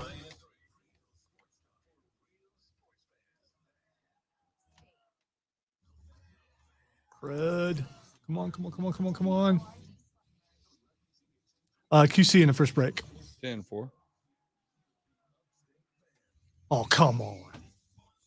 Let's go, computer. Don't talk yet. Just let the bed go till I give you a thumbs up. It'll be a seconds. Never mind. Crisis averted. We're good.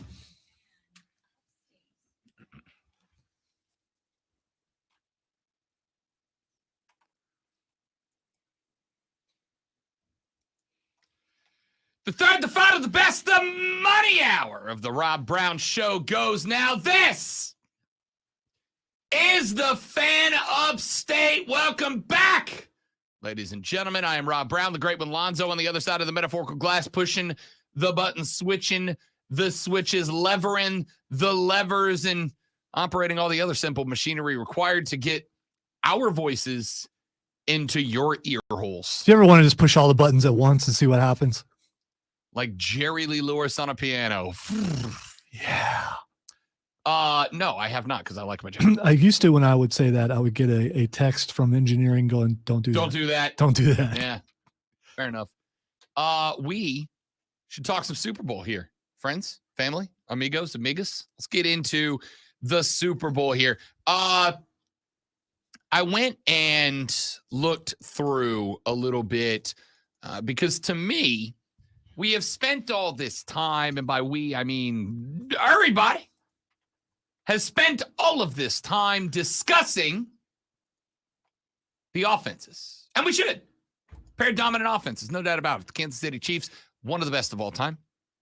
Philadelphia has been very good. In fact, when you talk about these two offenses, the one little factoid that has been dropped more than any other, and again, it should, is the fact that when you talk about these two teams are very similar to each other, it is required to mention that they really are. They scored the same amount of points as each other this season. They are both led by Pro Bowl quarterbacks. They are built with a lot of similarities. And it would make sense that the old Philadelphia Andy Reids have some leftovers from his legacy. Nick Sirianni, who spent some time under Andy Reid, has some tendencies that are similar. So I wanted to talk a little bit about the defenses of these two teams. The defense. Can I leave during this segment? You don't want to talk defense? I don't know. I don't want to talk Kansas City defense. That's more than fair. The defenses of these two teams are very interesting. When you look at Kansas City and what they run on offense, they run a bunch of different types of offenses. They run a lot of 11 and 12 personnel, and they're going to throw some 13 personnel at you as well. Football terms. 11 personnel means you have one running back and one tight end in the offense. 12 personnel means that you have got two running backs and two tight ends, and so on and so forth. You can also why do they call it 12 when you can only have 11 players? Because it's a 1 and a 2. Okay, so it's positions, right, and it has nothing to do with the right. Thanks, Rob. And you can flip it around and go 21 personnel, which is two running backs and one tight end. You can have 22 personnel, which is two running backs and two tight ends. The point is, if you look up and down the board, Kansas City used 11 personnel, that is one tight end and one running back, 56% of the time. They used 12 personnel, which is one running back and two tight ends, 28% of the time. They used a 13 personnel, which is obviously one running back, two tight ends, and a tied up wide receiver. So like a flank back, a wing back, whatever. 10% of the time. 1 out of every 10 snaps, they're throwing heavy box at you. They love to go heavy personnel. 38% of the time, they have two tight ends or more lined up on the line of scrimmage. Kansas City goes shotgun 79% of the time. 8 out of every 10 plays, 4 out of every 5 plays, Kansas City's coming at you out of the shotgun. Now, when you got a guy like Mahomes, that makes a lot of sense, right? Shotgun gives him the extra second to analyze the defense, to really get a chance to look around. But I'll tell you what it also does. It takes the threat of the run game further off the table, right? Because with a shotgun, the snap, the handoff is very, very quick. There's not a lot of time to allow the running back to set up some sort of fake run. I mean, with a guy like Mahomes, the quarterback can take a shotgun snap, spin all the way around and try to get a guy off balance at that point. But out of the shotgun, your ability to run the ball and create confusion is a little bit limited. If I'm Philadelphia, that's what I want. We talked about the similarities of these two teams.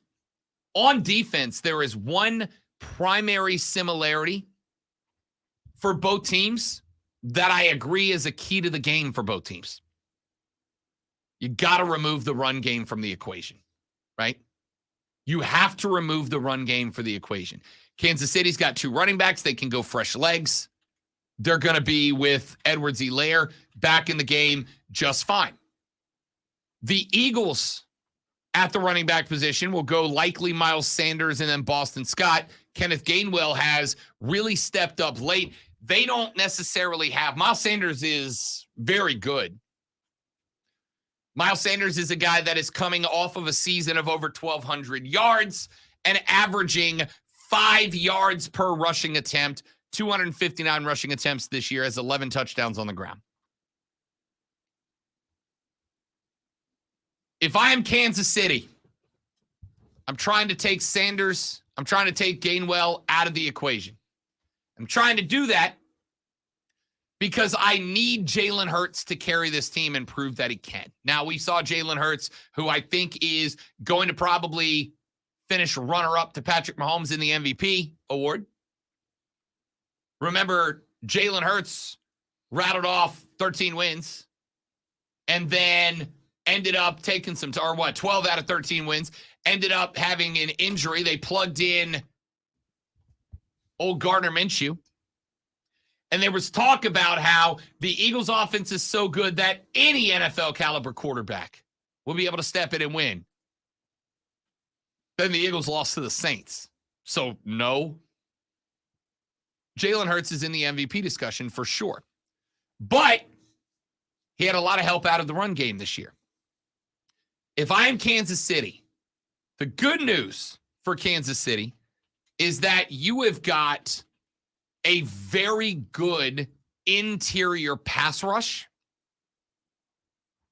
Chris Jones off the right-hand side and Colin Saunders in the middle create on the left side a very good interior pass rush. My question is, can the linebackers get enough done? Can Gabe Bolton and Dunlap get enough done out of the linebacker spot to remove the run game and force Jalen Hurts into being that dude, into being him? Because I would question, despite a very good set of wide receivers, obviously, in A.J. Brown and Devontae Smith, you've got basically two guys. Can those three, Hurts, Brown, and Smith, do enough without a run game to get into a shootout with the Kansas City Chiefs? But I would say, Lonzo, the opposite side is correct as well. Philly, defensively, needs to make sure that Pacheco and Edwards-Helaire don't break out for Kansas City. For a different reason. We know Mahomes can be that dude if you take the run game away, right? Like, we've seen him do it. He can be that dude. There's no run game, so he just does it himself with his improvisational talent. But until, and again, maybe this is just me, I don't know if this is the way Philly approaches it, but until I see faux show that Patrick Mahomes is able to escape the pocket successfully and make throws on the run, I'm throwing everybody at him. I said earlier that I'm going a lot of cover 2 heavy box against Mahomes, right? I want to be in his face all day. I don't know that I don't go man on the outside, cover 1 up top, keep a spy in the middle, and still go heavy box, right? Ordinarily, if you're going to go cover 1, you're going to walk a couple of guys up, but you're going to have linebackers ready to drop off into coverage. I don't know that I'm still not just bringing everybody at Patrick Mahomes until he proves to me that he is 100%. Now, when he does, it's going to change my entire philosophy. I got 2 different practices going on this week for the defense. One that's going to be box heavy with a spy and a cover 1 to see if Mahomes is ready to go. And then a second round of practice. So if Mahomes shows me he is good, he is able to be Patrick Mahomes, now I got to shift it backwards. Now I got to switch back to probably the 3-4, a little bit more traditional. I can't really be as bloodthirsty as I want to be, but until he shows me that that is the way I need to go, I'm sending everybody. I want to remove from the equation Miles Sanders and Boston Scott and Jalen be the dude. On the flip side of the football, I want to remove Isaiah Pacheco and Clyde Edwards-Helaire from the slot. I don't want them to be a factor. And until Mahomes shows me that he is Mahomes, in which case I will reevaluate how I'm attacking that.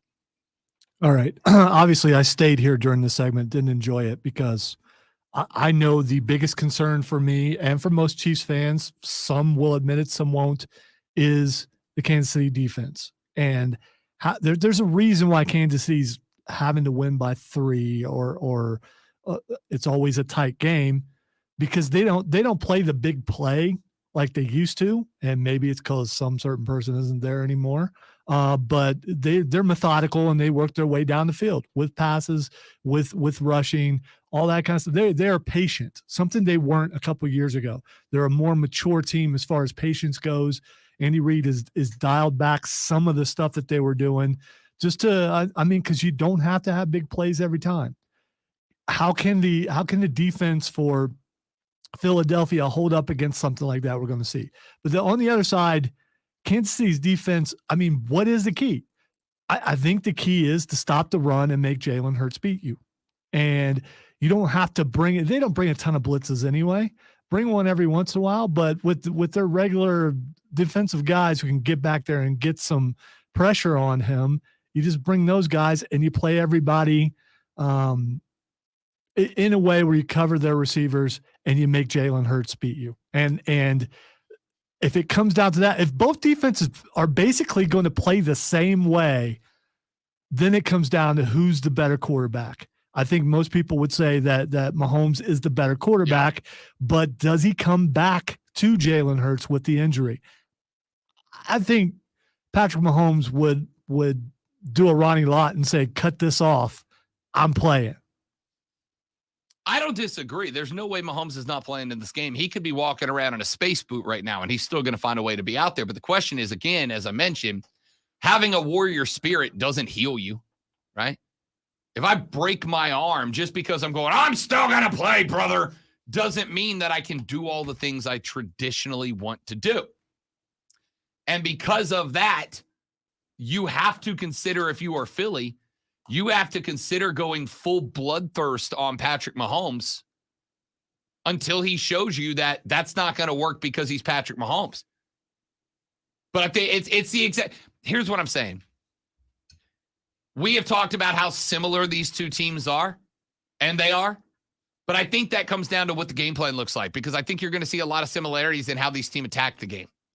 I think offensively, both teams are absolutely going to try to get the run game going, but I think they're going to run into both of them. Defenses on the other side of the field that are doing all they can to take the run game away and make the two quarterbacks win. You have got two quarterbacks that are absolutely going to be viewed as the guy that defenses want to force into carrying them. And that is going to be set up for different reasons, but the results will end up being the same. With Jalen Hurts, I want you to prove that you are him, that you are that dude. For Patrick Mahomes, I want you to prove to me that your ankle is 100% or close enough to it to still be Patrick Mahomes. One of those two guys is going to do it. Either Mahomes is going to cut left early in the game and show that ankle's under him and he's fine, in which case Philly has to evaluate, or Jalen's going to come out there, toss a couple of touchdowns early into the face of the defense, and Kansas City's going to go, uh-oh, he is that dude. Now we've got to reevaluate. I think Philly's defense is a little bit better than Kansas City's, and ultimately, that is why, as of today, I got a lot of film study to do tonight, but as of today, I've got a slight lean towards Philadelphia. Wow. Slight lean. No one saw that coming. Slight lean towards the Eagles. If Kansas City had the separation offensively between them and some of the teams that they have played in years past, like they went up against Tom Brady and the Bucs. Brady and the Bucs were a match for Kansas City offensively. It came down to defense. Tampa Bay had the better defense. You go back a couple of years before that, when Kansas City won the Super Bowl, they had a superior offense that was able to cover up having an inferior defense. This year, you have got the most identical to the Kansas City Chiefs offense that they have played maybe ever. So it is going to come down to which team has the better defense, as a lot of Kansas City games have this year. And the answer to that, to me, is very much Philly's defense is a little bit better, and I'm going to go in that direction. That's where I'm at right now. What's your lean? You talking to the listeners? No, I know your lean. I was going to say, what am I wearing right now? Texter said, trust me, Brown, at the end of the game, you will all be crying about the refs. Well, somebody will.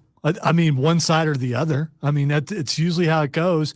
You can't blame the fact that your team just lost. You got to find something else and blame the refs. Is this his opportunity? Is he going to bring it up? Is he going to bring it up? You know, I was about to go to break, but I'm glad you said that. I actually don't agree with that statement for one particular reason. Can you grab me clip 3, if you don't mind? I know. Yesterday at Super Bowl Media Days.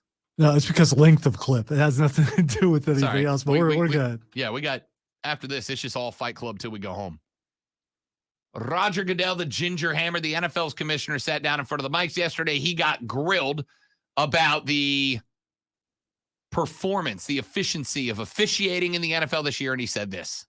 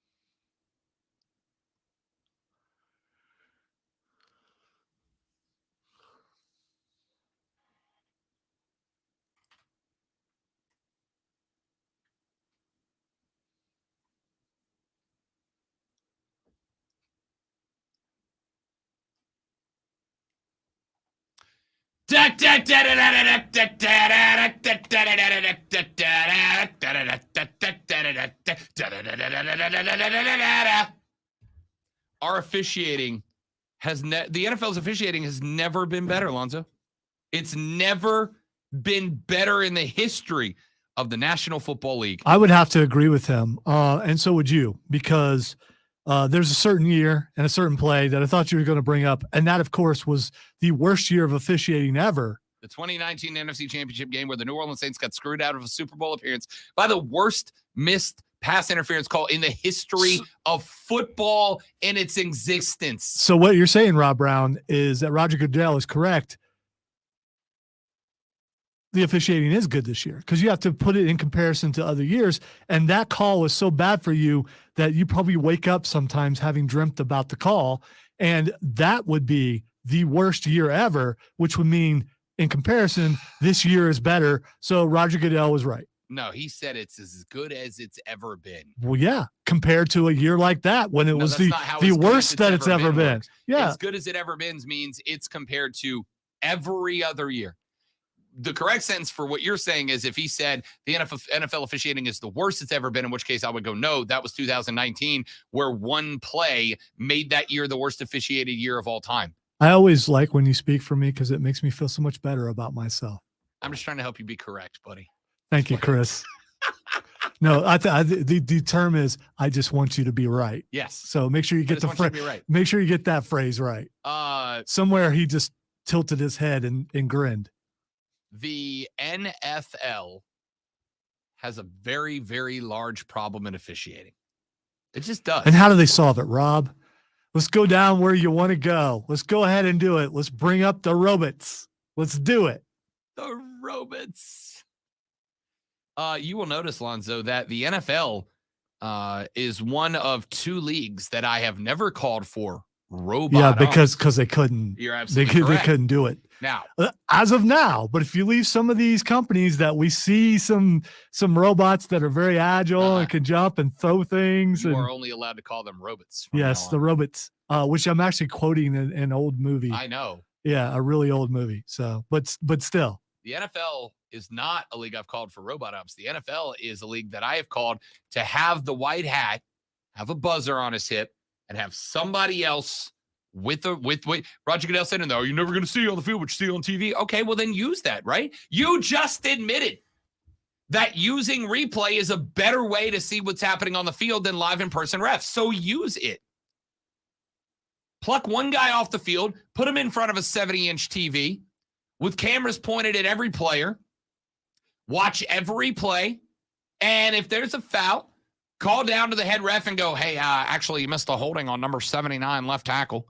Dude, you know how much that's going to slow the play down? Because there's a holding every single play, multiple holdings. We have come to the understanding with football referees that if a holding happens, but it's not going to directly impact the play, it doesn't get called. Really, because I could point out some plays where it absolutely did. It's super great. Like I hear that phrase all the time. I was holding on every play. Brady said it on his podcast last week, right? Like, yes, there is, but there is a difference between holding and freaking holding. Dude. Yeah. When the announcers are replaying a play and talking about what a great play it is, and you see a guy with his single arm, completely extended with a handful of jersey. Yeah, that's freaking holding. Yeah, and they don't acknowledge it. They pretend like it didn't happen because if they want to call holding, they can, but they don't. And there are other problems out there that they don't call, and it's a directive from above because, as we've learned, the NFL is scripted. I'm not doing that. I will. It's all work. Roger, you just admitted that it is easier to see and successfully call penalties by using replay. He didn't mean to do that, but he just admitted that it's easier to see and call fouls via instant replay, something they refuse to get involved with. I didn't hear it that way. You have obvious disdain for this man.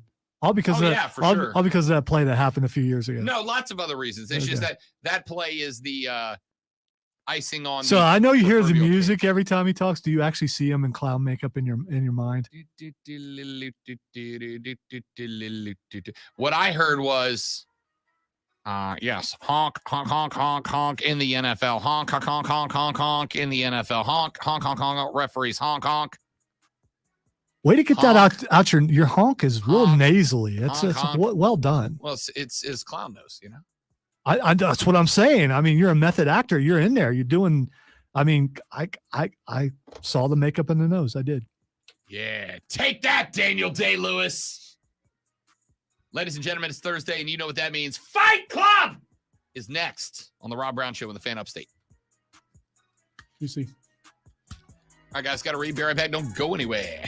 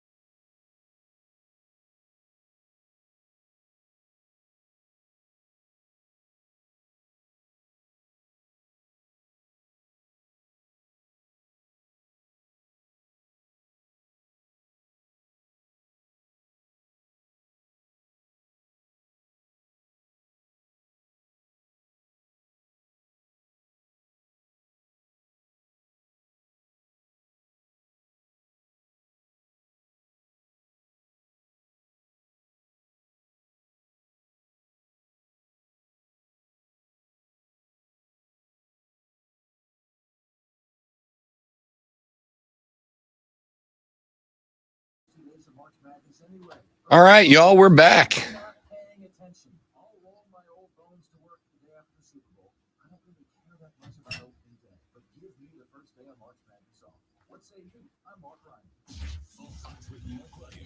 Yeah, we get the first day of March Madness off anyway.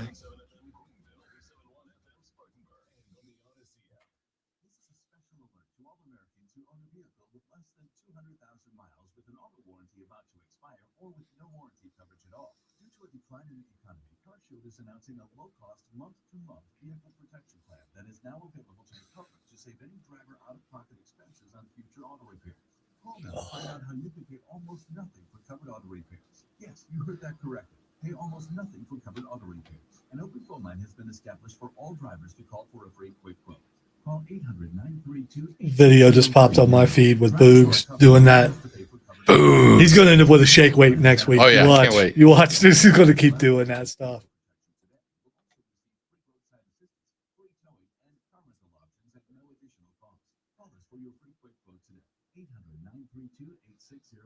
That's 800-932-8603. What do you have to lose? Call 800-932-8603. Again, 800-932-8603. It's been years in the making, and now the most epic comic is finally here. Borderlands Comics and Games. All I can say, Trey, is it'll be about wrestling.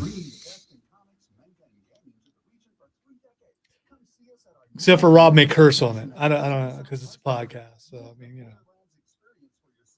I don't know. I asked about that. Like, because we're starting this new thing that I'm going to be doing one probably during the Super Bowl, the Go Live thing. I got getting my access to it, which allows us, if you have the Odyssey app, to basically host like a Twitter Spaces through our app where we can talk, we can bring you guys on to talk with us, etc. I'm actually kind of intrigued by it the more I've learned about it. And during the training, one of the other hosts at another station said, what are the rules as far as what can and cannot be said? And their response from Odyssey was, you are playing by the rules of the digital world, right? So they're like, obviously don't say or allow anything to be said that is going to cause us a problem, but you're playing by the rules of the digital world. They never outright said it, but they made it sound as if on a Spaces, right? In fact, what they said was, if you were the type of person, and I laugh because I didn't ask this question, but it was obviously about me. Like, if you're the type of person that your listeners don't believe curse in your day-to-day life, then don't get on the Spaces and do it. But if you're the type of guy who says bad words in your day-to-day life and listeners have met you and they don't care and they're not leaving anywhere, then feel free. And I was like, oh, this is interesting. The philosophy behind that. And I wonder how far they mean that, right? Like, I'll say damn on the air, but I'm not going to drop an F-bomb on the Spaces. But what happens if I do?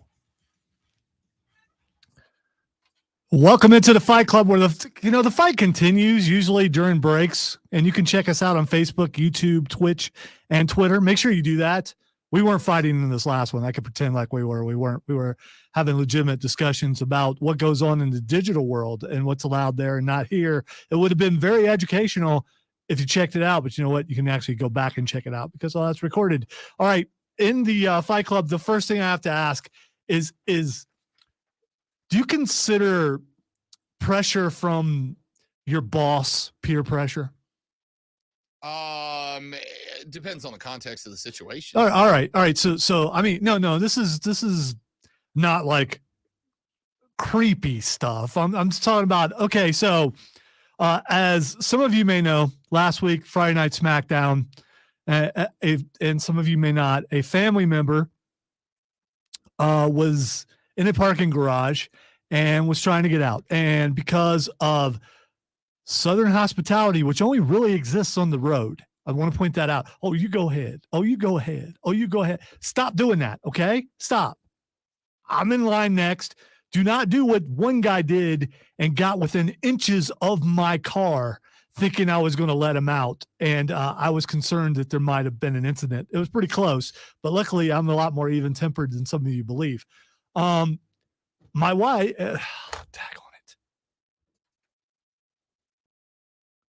You just dumped yourself? Yes, I dumped myself. Why? Because I ruined the bit.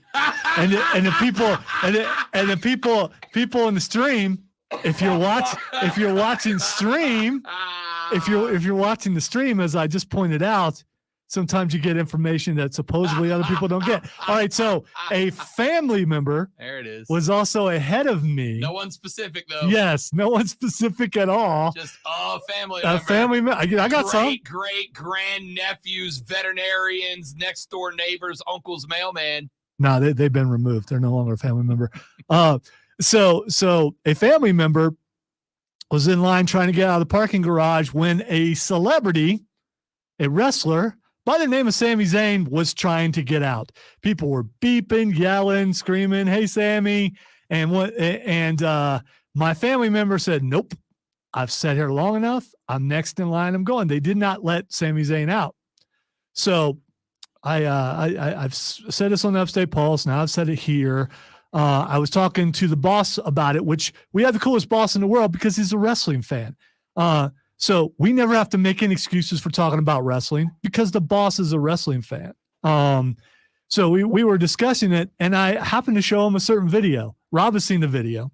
Yep. And he's like, "You got to put that online. That would be great." I was like, "My family member has asked me not to do that." He's like, "I don't care. This is inside knowledge." The boss said this. The boss said this. He's like, come on, you got to do it. I was like, listen, I have to go home. You don't have to go to the, and So I've since talked to that family member, and they said if it was funny that I could put it online, which means I can't because I don't know how to be funny. So so there's that. But my boss has put pressure on me.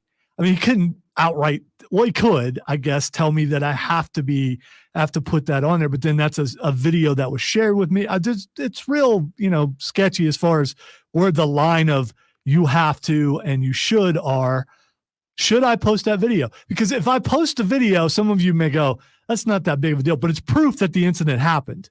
Let's start with here, Zoe. Let's start with, you asked about the boss. We both know who the ultimate boss in that conversation is. Oh, what's that? Right? Like, now you don't have a problem until he comes to you and goes, put that video online. And even then, theoretically, you have the right to say no because it is your video. Right. But I also no, it's not my video. It's owned by the person who sent it to me. Even more of a reason to say you just can't do it. But I, as a member, not only of the fan and upstanding, even though some people may not think that, I'm also an employee of WORD Radio, which is a news organization, and some would say that could be a newsworthy thing. I mean, depending on how you look at it. So I have video of not exactly the incident, but the after incident of Sami Zayn. But it's also incriminating towards Sammy because he's doing something you really shouldn't be doing as far as he's texting and driving. And we know you shouldn't be doing that. But I'm not so sure he's texting. I think he's trying to find his next destination. I have no doubt he was probably putting in a GPS. Yeah, that's what I think he was doing. And he's being hounded and everyone's cheering and everything, but that can turn into something else when you're a celebrity. Let me just say this. Ladies and gentlemen of the area, use the zipper method, please. Okay. Like, I know there's two types of drivers. There's driver A. I was going to say, thank you for being specific about getting the driving in there, because someone could have thought you were talking about something else. Yeah. When you come up to where like two lanes go down to one, or everybody's trying to get into the turn lane because you're turning into a stadium or whatever, use the zipper method. Okay. Don't be driver A, who everybody lines up and the line's a mile and a half long, but don't also be driver B that just drives up to the very end and then just like forces their car in. No. See, here's how this works. If you're already on the freeway, the other person is trying to get on the freeway, it's up to them. If they have to wait to get on, no. Too bad. Yeah, it's too bad. Not only is that dangerous to everyone involved. You're right. It's dangerous not knowing how a freeway works. But the problem is you are saying that's how a freeway works, and it's not. Take any driving class. The zipper method is taught, which is you use both lanes down to the end, and then car left lane, car right lane, car left lane, car right lane. It is not only safer, but it can be demonstrated. He's pointing at me to right now. Slow down. I understand that, but that's because you're like, this is how it works. And I'm telling you, not only in terms of legality, but in terms of just stopping traffic from building up, the zipper method is the way to go. But everybody goes, no. It's about me. All right. Making a point by pointing, I guess, makes sense, which is what you're doing. But I find it threatening. But we are in Fight Club. We will agree to disagree, which we have a bunch lately on the driving etiquette. Zipper method is the correct way to do it. My way is the correct way because I've been driving a lot longer than you have, Rob Brown, which makes me right. Yeah, but you've been driving incorrectly a lot longer than I have. No. I disagree. All right, the next thing that happened on SmackDown, and hopefully we'll get to some wrestling things, but I like talking about me. I don't know if you noticed that. A social problem happened on the way out. Okay. An awkward problem is more like or a me problem. So on the way out, a guy turns around and I think he was trying to grab the curtain to get out. And instead it looked like he was trying to fist bump me. So then I tried to fist bump him and then he felt obligated, like he had to fist bump me. And then finally we fist bumped and it was like, cause I thought that's what he wanted to do. And I'm thinking this is so awkward. And then finally all he could say was, I thought Ohio State had a chance against Georgia. And then we just kind of went our separate ways. This is why I don't do that stuff, because I think something and then I miss. And it was probably the nerdiest thing that happened in that entire building. So how would you handle that? I mean, what would you do? I thought I handled it okay. But First off, to me, I don't go for the fist bump until I know that it is an intended fist bump. But you don't want to leave someone hanging, though. I don't disagree. When but it's like, coming at you and it's not a punch, it's probably there for a fist bump. if somebody lays out a fist bump, right, you know that it's a fist bump, right? Like, or you know before you take it. And if they're offering up the fist bump, right, there's a couple of things. Number one, you're either going to get the complete side fist bump or you're going to get the full straight. Well, this was the side, and I thought for sure that's what it was. And then who knows? Maybe it was, and I just missed. But here's because I've told you I'm having a depth perception problem. I can solve your problem here. Okay. I can solve your problem here. You wait until the fist offered for the bump is stationary. You don't try to hit a moving fist, right? Because if this guy's grabbing a curtain, he's going to reach up, grab the curtain. But then once he's grabbed the curtain, he's going to move the curtain, in which case the fist has been removed from proximity. You wait until the offered fist is stationary, then you do the bump. It's good advice, but I think he missed the curtain. And so by missing the curtain, the fist went into the position that you're talking about. It was stationary. And he just left it there. He's like, I missed the curtain. Now I'm stuck. It was in front of me. It was kind of instantaneous. I think you jumped the gun. I did. Yeah, you jumped the gun. So it's kind of on you here. It's kind of on you. Yeah, but once you're in there, now you got to do it because there's a bro code that's going to get broken if you don't do it. I mean, on both sides. So now I put the awkwardness also on his side because he's like, oh man, now I got to do this, and so we had to do it, and this is why I struggle in places where there are people. So anyway, yeah. Wait till the fist is stationary. Hit him with the bump. If it ends up being unintended, laugh it off because this is one of those situations that I tell all the young people in my life, no one else thinks about you. They don't. All these times that people are like, oh, I'm so embarrassed. I look so sad. Nobody cares. Nobody cares. Everybody forget. You could have been the most ridiculously following that guy around the arena with your fist out waiting for the bump. And by the time everybody got to their car, they'd have been like, yo, how about Roman, right? Yeah, but nobody cares. But at the same time, there's always a possibility that they might actually know who I am.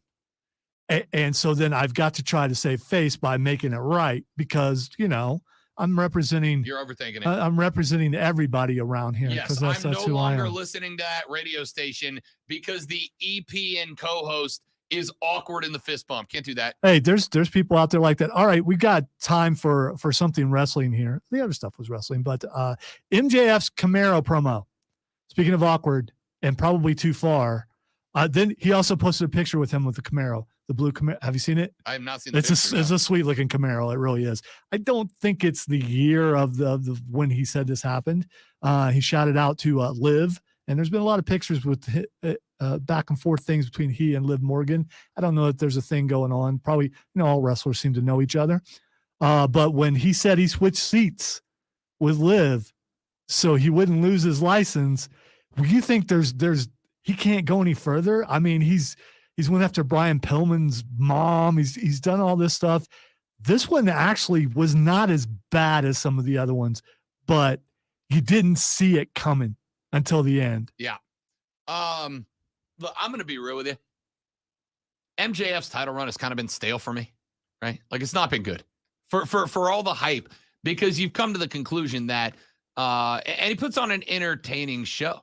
His match with Takeshita, I thought was good. By the way, I have that on this list. Takeshita is, I know he's a star somewhere dude. else, but he's got so much potential in AEW to be. Takeshita's that dude.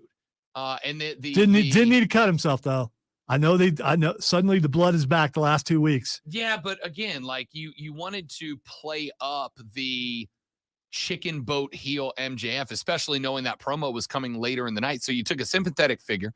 You had MJF cut him open, then you had MJF cut that promo. I thought it was exceptionally done. I need the Daniel, like the gauntlet concept. It's getting old. It's getting tired. Because they just do it to everybody, and it's like, all right, I will say that. Although the Jericho gauntlet had a twist, it did, and Ricky Starks actually didn't win it. Yeah, and that's, I mean, again, if you're going to use the story, tell me a different story. The same ones over and over. Jericho. But I'm gonna tell you right now, as an AEW fan, it's okay to recycle stories if you tell them a different way. You guys are just running through the same 4 programs over and over. All right, we got to go to break, but I want to throw something out there just for the stream. The elite are sports entertainers. That's all they are. Prove me wrong. No, I wouldn't. Actually, I had that conversation with somebody that I very much enjoyed the elite when I got into AEW, but then I realized it was just because I really never seen them before. And the more I watch them, the more I realize they are just Spot Fest champions, right? It's just the same spots every match. That's exactly what we're talking about. By the way, But, that's like 3 this week. I'm talking about them as a group. Kenny Omega separately can do different styles, and he's proven that. But them as a group, just sports entertainers. fair enough. Let's come back. Let's wrap up the third, final, and best hour of the Rob Brown Show and get set for tomorrow. It is wall-to-wall Super Bowl. Back after this on the Rob Brown Show on the Fan Upstate.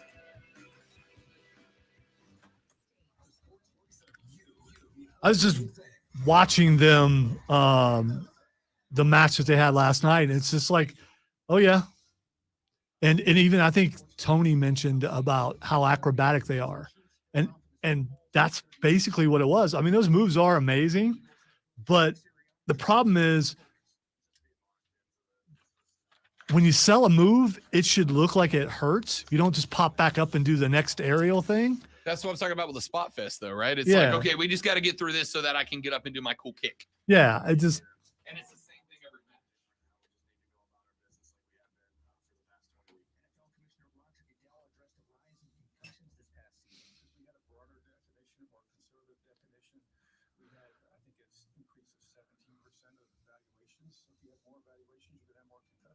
The Eagles are a 2-point favorite heading into Sunday's game. Here's Super Bowl 57, the Eagles versus the Chiefs, Sunday, February 12th, starting at 2, only on the Fan Upstate. that's very 1975, Nolan. But I might have to try that. Here's how I avoid it. I just don't go in public. At least not very often. When I do, stuff like that happens. And I felt more bad for the other dude than I did for me, because I expect me to do stuff like that. But I hope it wasn't jarring for him going, oh, man, what do I do? I mean, you're putting pressure on somebody else. It's probably better for me to, when I'm in public, to just go eyes down and, not worry about all that stuff. It was so awkward, though. It really was. It was all I could do to not laugh.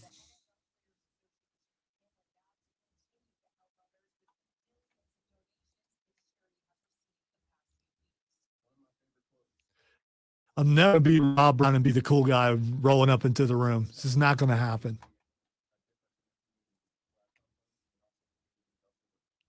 Ooh, I wonder if I can be the cool guy in the old folks' home when I get there. I guess they exist. I mean, the hierarchy of coolness and cliques and things probably exist in retirement places, I'm guessing.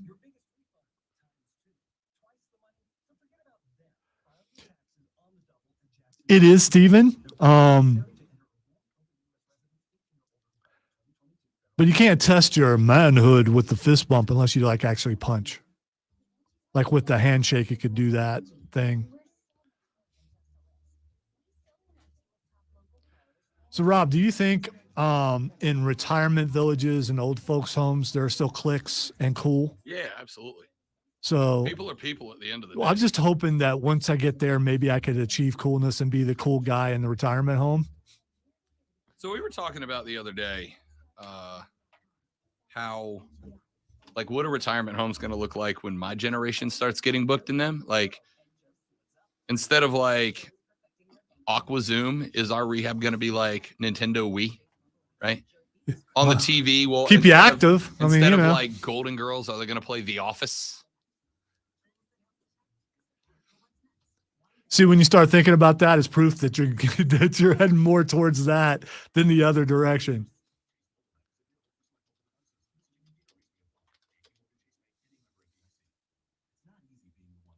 And in truth, I'll be working here till I'm 90 if they don't let me go. So, I mean, there's that. As long as I still can hear. I could probably get engineering to somehow fix it to where the headphones could go up even louder, like how Rob listens to his. Stinking rock and rollers.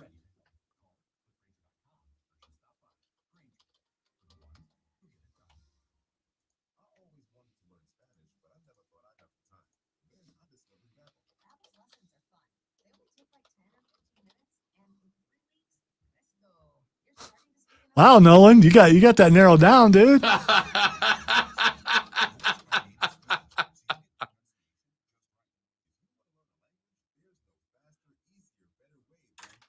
You're right, Josh. I can't do that. I couldn't play checkers with everybody and let them win just to be the cool guy. That can't be me. So I'll be hated and despised there too.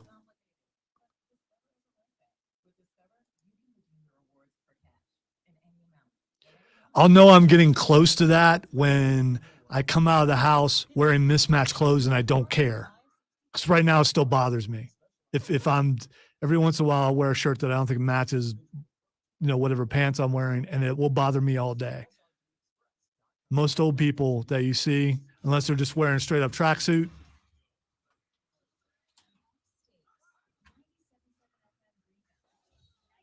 Ooh, I can invest in some tracksuits as I get closer. Some velvet looking ones.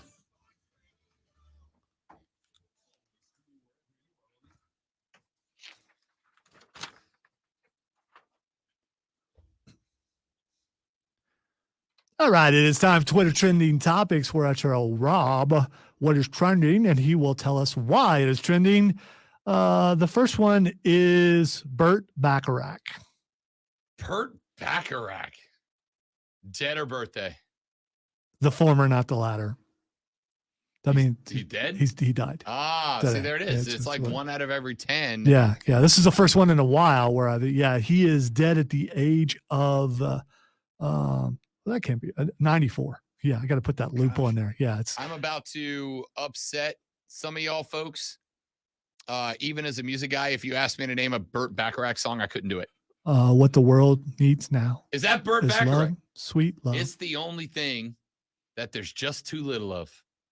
Great tune. I just didn't know it was Burt Bacharach. There you go. He wrote a lot of songs, stuff for like Dionne Warwick and the like of them. Okay. I like it. I think he wrote. Did he write? No. Well, anyway. Raindrops keep falling on my head. Are you looking it up? I did, yeah. Yeah. So he wrote that for B.J. Thomas. How about that? You probably didn't know that was B.J. Thomas. Did not know that I did. So again, I'm trying to keep my credit with the people downstairs or down the hall. Real quick, actual sports thing I got to get in here because the NBA trade deadline is at 3:00 today. So about 3 and some change away.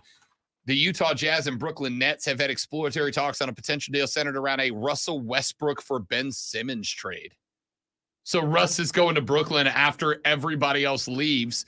And why would you want Ben Simmons? I would rather have Russ than Ben Simmons. I was gonna say halfway through it, I'm like, wait a minute, we're talking about Ben Simmons. Yeah, you get probably the same amount of scoring. Yeah, I'd rather have Russ. I think at least Russ tries. All right, Joe Pesci is also trending. Please tell me we didn't lose Joe Pesci. No, we're good. All right. Happy birthday, Joe Pesci. He's 80. Joe Pesci, one of the greats, man. Yes. I didn't watch a lot of the movies he was in because what was it? A Lethal Weapon 3, I think, when he first showed up. Yeah. And what an amazing character that was. Also, it's the Utes. Yes. I did see that. Great movie. Also, Marissa Tomei. Mona Lisa. Yes, indeed. Crab Rangoon is trending. I didn't look up why. I guess it probably has to do with something that we're not talking about. Super Bowl foods, possibly. But Crab Rangoon is delicious and it's trending. I'm a big fan. And it's lunchtime and might be a good time to get some Crab Rangoon. I am looking down the tweets to see if I can figure out why it's trending. Crab Rangoon is apparently just a meme right now. People are just memeing it, which, hey, Twitter. It's weird. Yeah, let's see if we can make this trend and make everyone hungry. Yeah. It worked. Derek Carr is trending too. Do you not like Crab Rangoon? I love Crab Rangoon. Okay, because you didn't. You didn't jump in there with how good it is. Derek Carr had a long meeting with the New Orleans Saints yesterday, including Dennis Allen, Pete Carmichael, and other members of the coaching staff and front office. And within hours, Michael Thomas was clicking likes on tweets about Derek Carr being a Saint. So I'm not saying it's done, but it's not. All right, ladies and gentlemen, that's it for us. 21-hour break. When we come in tomorrow, wall-to-wall Super Bowl talk, because we are your home for the Super Bowl here and only on the Fan Upstate. My name is Rob Brown. He's Lonzo. We're back tomorrow. Have a great rest of your Thursday, and we'll see you for another edition of the Rob Brown Show and the Fan Upstate. Later, brother.